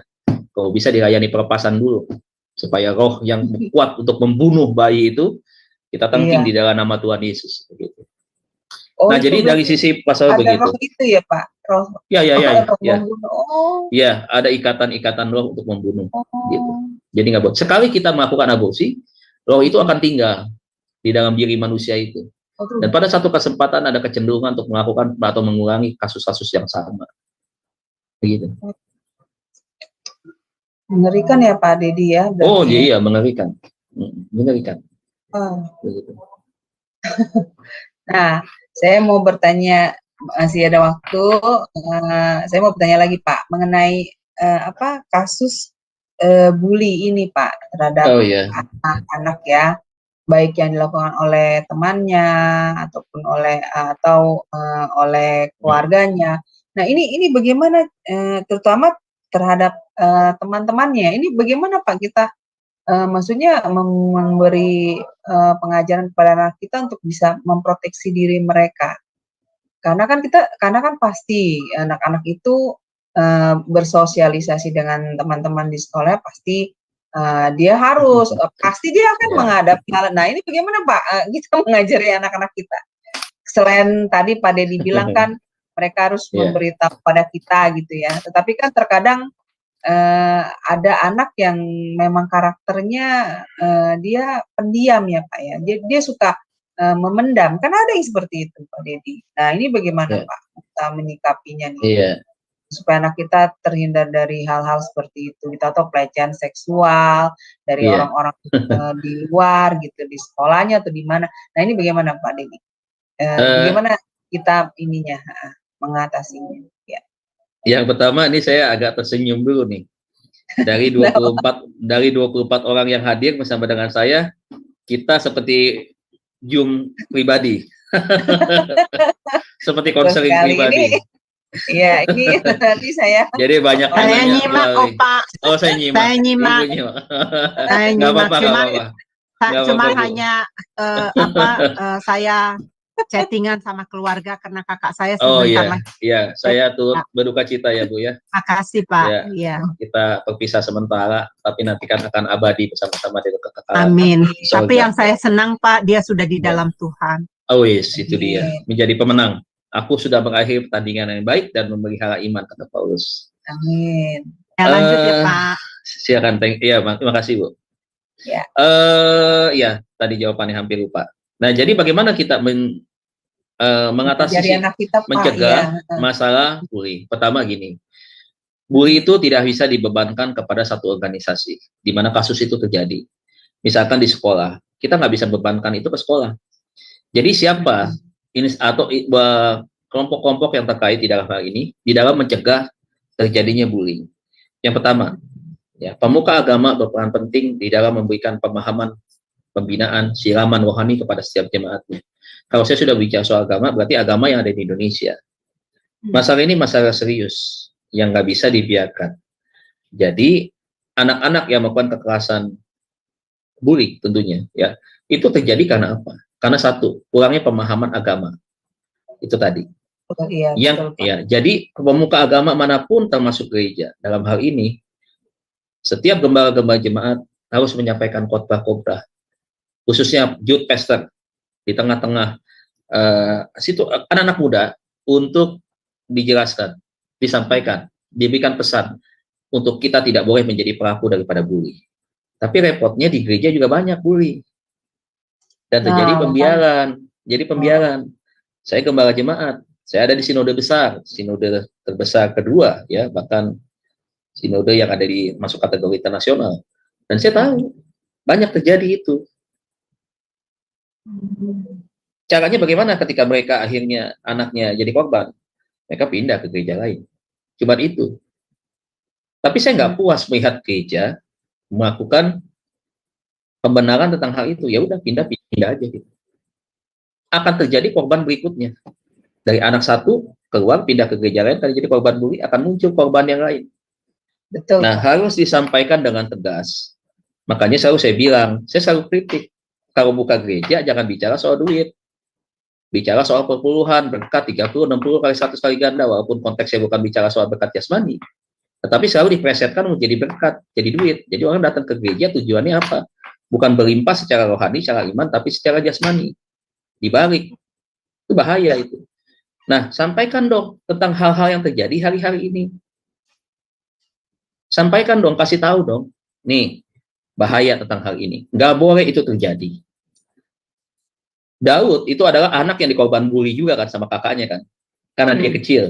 Ya kan? Tahu seperti itu. Tapi lihat dia. Kalau Tuhan sudah pakai dia, oh dahsyat. Bisa dibuktikan di Bali. Tapi gereja harus menyampaikan ini baik di khotbah umum supaya orang tua tahu, juga kepada anak-anak muda, pada youth pastornya, sampaikan ini. Sampaikan ini menjadi bahan sebuah pembelajaran di komsel-komsel.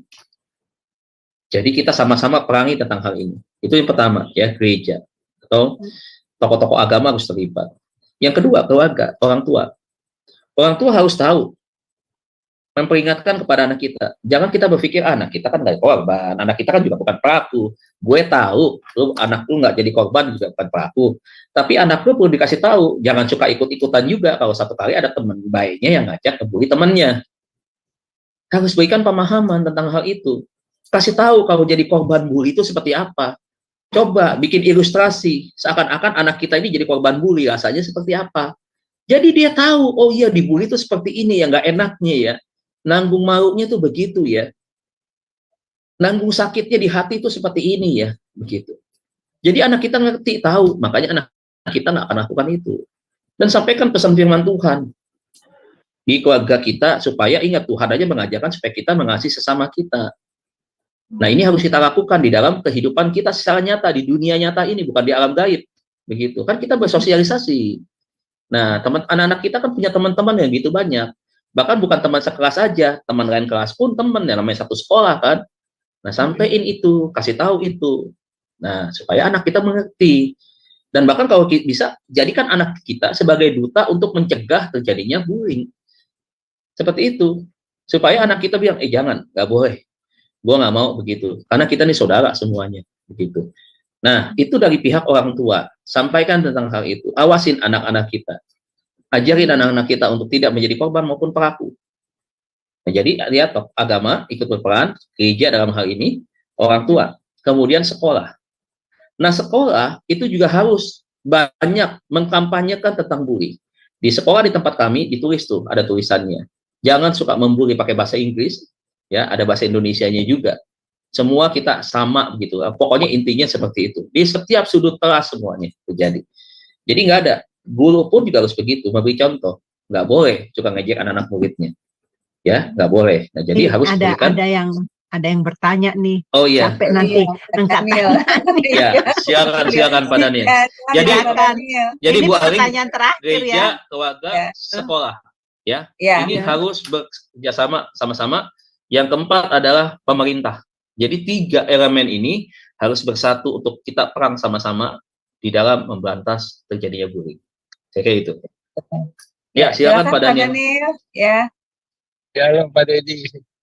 Ya, kalau di silakan Pak. Amerika ini kan perlindungan anak tuh, waduh, di ini banget, diperhatikan banget ya.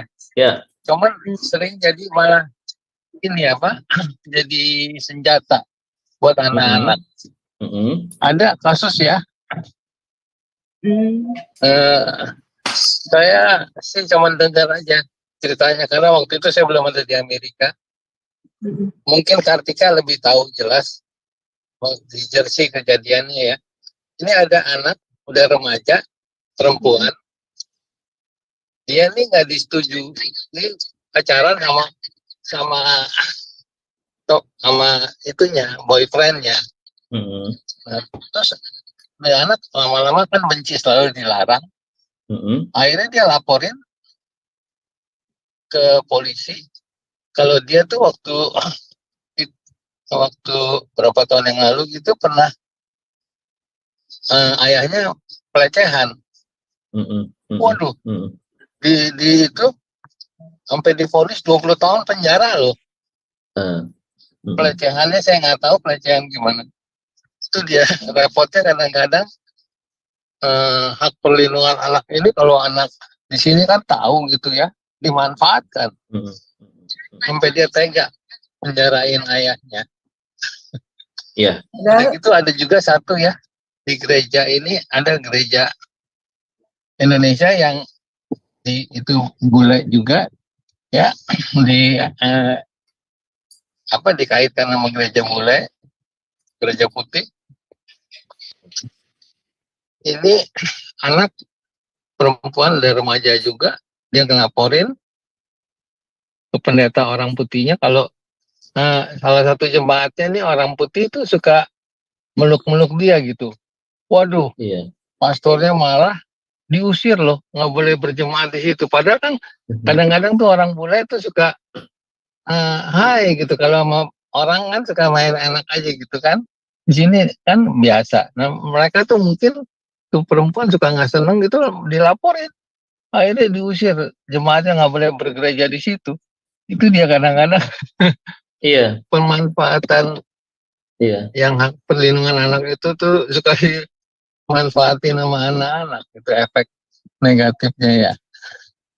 Iya. Ya begitu aja Pak Dedi. Iya, jadi gini Pak, kalau itu tadi yang masalah dipeluk sama pendetanya, memang itu sudah ketetapan dari PBB Pak, dunia kan itu yang buat aturannya kan, dan itu kan diadopsi semua ke setiap negara dan ditambahkan dengan aturan-aturan pemerintah lokal begitu, jadi pemerintah masing-masing begitu. Nah, makanya tadi saya bilang di gereja, saya lihat masih banyak, sebenarnya di sini juga masih banyak suka begitu. Nah, itu sebenarnya kan memang sudah masuk di dalam kategori pelecehan. Benar si perempuan itu begitu ya. Tapi sebaiknya memang harus ada juga undang-undang yang menjaga, melindungi daripada tindakan fitnah sepertinya. Pemanfaatan daripada undang-undang perlindungan anak ini kepada mereka yang dipersalahkan, padahal sebenarnya tidak bersalah. Jadi kita harus ada asas perimbangan dalam hal ini. Perimbangan di dalam hukum. Jadi kalau misalkan dituduh oleh si anak yang mendapatkan perlindungan secara hukum, misalkan seperti itu, katanya ada pelanggaran, tapi kan nggak bisa langsung. Penegak hukum langsung percaya dengan omongannya, langsung memvonis si yang dipersalahkan itu dengan hukuman sampai tadi 20 tahun. Seharusnya juga ada perlindungan juga kepada dia. Setidaknya harus ada bukti-bukti apa. Harus ada pertemuan. Harus ada bukan rekonsiliasi, tapi pencarian bukti fakta-fakta yang ada. Begitu. Kan nggak sulit untuk cari fakta-fakta seperti itu kan. Kalau di kasus konseling aja kita harus nggak bisa berpihak kepada satu pihak, kita harus dengar dari dua belah pihak, kemudian kita cari masalahnya, kita cari solusinya. Apalagi ini untuk menjatuhkan dan memvonis orang. Nah itu kan perlu kehati-hatian, nggak boleh percaya kepada satu orang. Nah jadi kalau menurut saya memang harus dilindungi kepada orang yang berusaha, karena itu tadi sebenarnya dia yang pengen, dia yang naksir begitu, dia ngejar-ngejar si laki-laki, tapi laki-laki itu menghindar. Kemudian dibuat alasan ini, alasan itu, akhirnya si laki-laki itu dijebloskan ke penjara karena tuduhan fitnah seperti itu. Nah, ini harus ada perlindungan buat si itu tadi, pencegahannya seperti itu. Nah, kalau soal pendeta tadi itu makanya nggak boleh itu. Memang di Amerika mungkin di Amerika itu hal yang biasa. Tetapi kalau misalkan saya dengan keponakan dengan itu mungkin lain, karena hubungan kekeluargaan persaudaraan itu. Tapi kalau kita nggak ada hubungan saudara apa, cuma kata alasan saudara dari Adam dan Hawa, ya jangan Pak, Bu, jangan begitu. Nggak mungkin saya ketemu Bu Heni, tiba-tiba saya peluk Bu Heni, Bu Ari, saya peluk begitu. Begitu. Ya walaupun kita kenal hanya dari beberapa bulan ini, tetapi kan lihat kan kita kan. Ada perlindungan-perlindungan yang membatasi tentang hal itu. Begitu. Apa salahnya ketika kita berkontak dengan orang, hanya dengan salaman aja kita sudah merasa suka kita kan. Begitu. Tidak harus pemeluk begitu.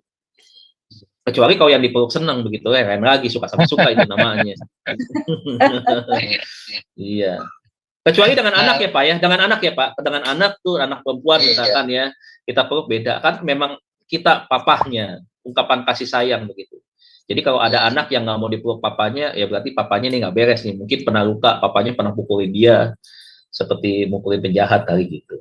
Ya silakan Bu Kartika. Iya. Iya, masih kayaknya sudah tidak ini ya. Ya, waktu kita udah nggak ada waktu ya. Nanti kita akan ya. Ya 1 menit silakan dah. Oke. Jawabnya Bu, silakan Bu. Pak Dedi, saya mau tanya yang soal tadi yang anak adopsi itu Pak. Saya punya 2 saudara Pak. Dua-duanya itu mengadopsi anak. Nah, yang dua-duanya itu ngambilnya itu dari rumah sakit, Pak. Dan mereka itu sudah dibesarkan sampai sekarang, dua-duanya perempuan dan dua-duanya ini sudah menikah, Pak, dan sudah punya anak. Nah, tapi sampai sekarang sepupu-sepupu saya itu, Pak, tidak mau memberitahu kalau itu anak adopsi gitu, Pak. Lah, kan menurut Pak Dedi tadi kan harus dikasih tahu ya, Pak. Harus apa tidak harus, Pak? Gini, Bu, tergantung daripada situasi keadaan sebenarnya. Ya, tapi yakin nggak anak ini dia tidak berkomunikasi dengan pihak-pihak yang ada di luar? Misalkan saudara terdekat dari yang mengadopsi, tahu nggak tentang anak ini? Tidak ada yang tahu. Kalau tidak ada yang tahu, it's okay. Begitu. Tapi kan keluarga-keluarga dari pihak yang suaminya kan tahu Pak gitu, ya kan? Ya pasti ya. Nah, kalau tahu biasanya bisa bocor Bu. Satu kali bisa bocor. Bisa bocor. Sebaiknya. Jadi kalau seumpama Pak, kalau harus dikasih tahu itu umur berapa Pak yang tadi saya bilang ketika anak sudah menginjak dewasa, usia dewasa. Usia dewasa itu kira-kira kalau amannya itu tadi kan yang disebut anak itu kan usia 0 sampai 18 tahun tadi kan. Berarti masa dari di atas 18 berarti termasuk kategori dewasa awal. Nah, kalau saya lebih nyaman ketika dia lulus kuliah misalkan, kita baru sampaikan. Oke. Jadi bukan masa-masa yang kecil-kecil yang kayak gitu. Jadi jangan. Dia nggak ngerti, Bu. Dia nggak ngerti. Iya Pak Dedi, iya. Oke. Iya. Oh, jadi itu tapi nggak harus juga ya Pak. Oke, makasih loh Pak Dedi. Ya, makasih Bu, sama-sama Bu. Iya. Makasih. Oke. Ya, Pak Dedi, udah waktu cuma ada 3 menit. Pak Dedi closing sama doa. Harus kita tutup karena enggak nanti saya nggak bisa pre-record di channel Bapak karena siap. Ya, silakan Pak. Ya, Bapak Ibu, mari kita berdoa, tapi sebelum doa saya berharap bahwa apa yang pelajaran kita hari ini bisa kita pahami untuk kita sama-sama menjaga dan mengerti tentang bagaimana undang-undang perlindungan anak itu diterapkan dimulai dari keluarga, bukan dari sekolah, bukan dari gereja, bukan juga dari masyarakat. Dimulai dari sekolah, dimulai dari rumah ketika kita menjadi orang tua yang mengerti tentang bagaimana cara menjaga anak-anak kita.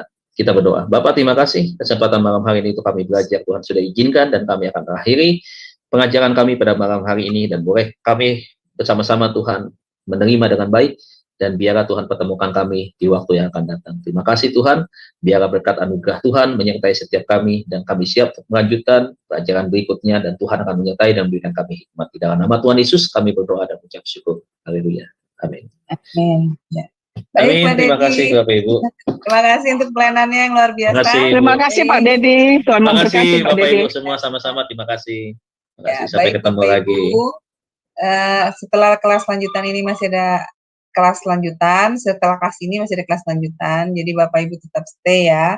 Di pukul 21 sebentar lagi kita akan mulai kelas pembelajaran yang baru. Terima kasih Bapak Ibu. Tuhan berkati. Shalom, shalom, shalom.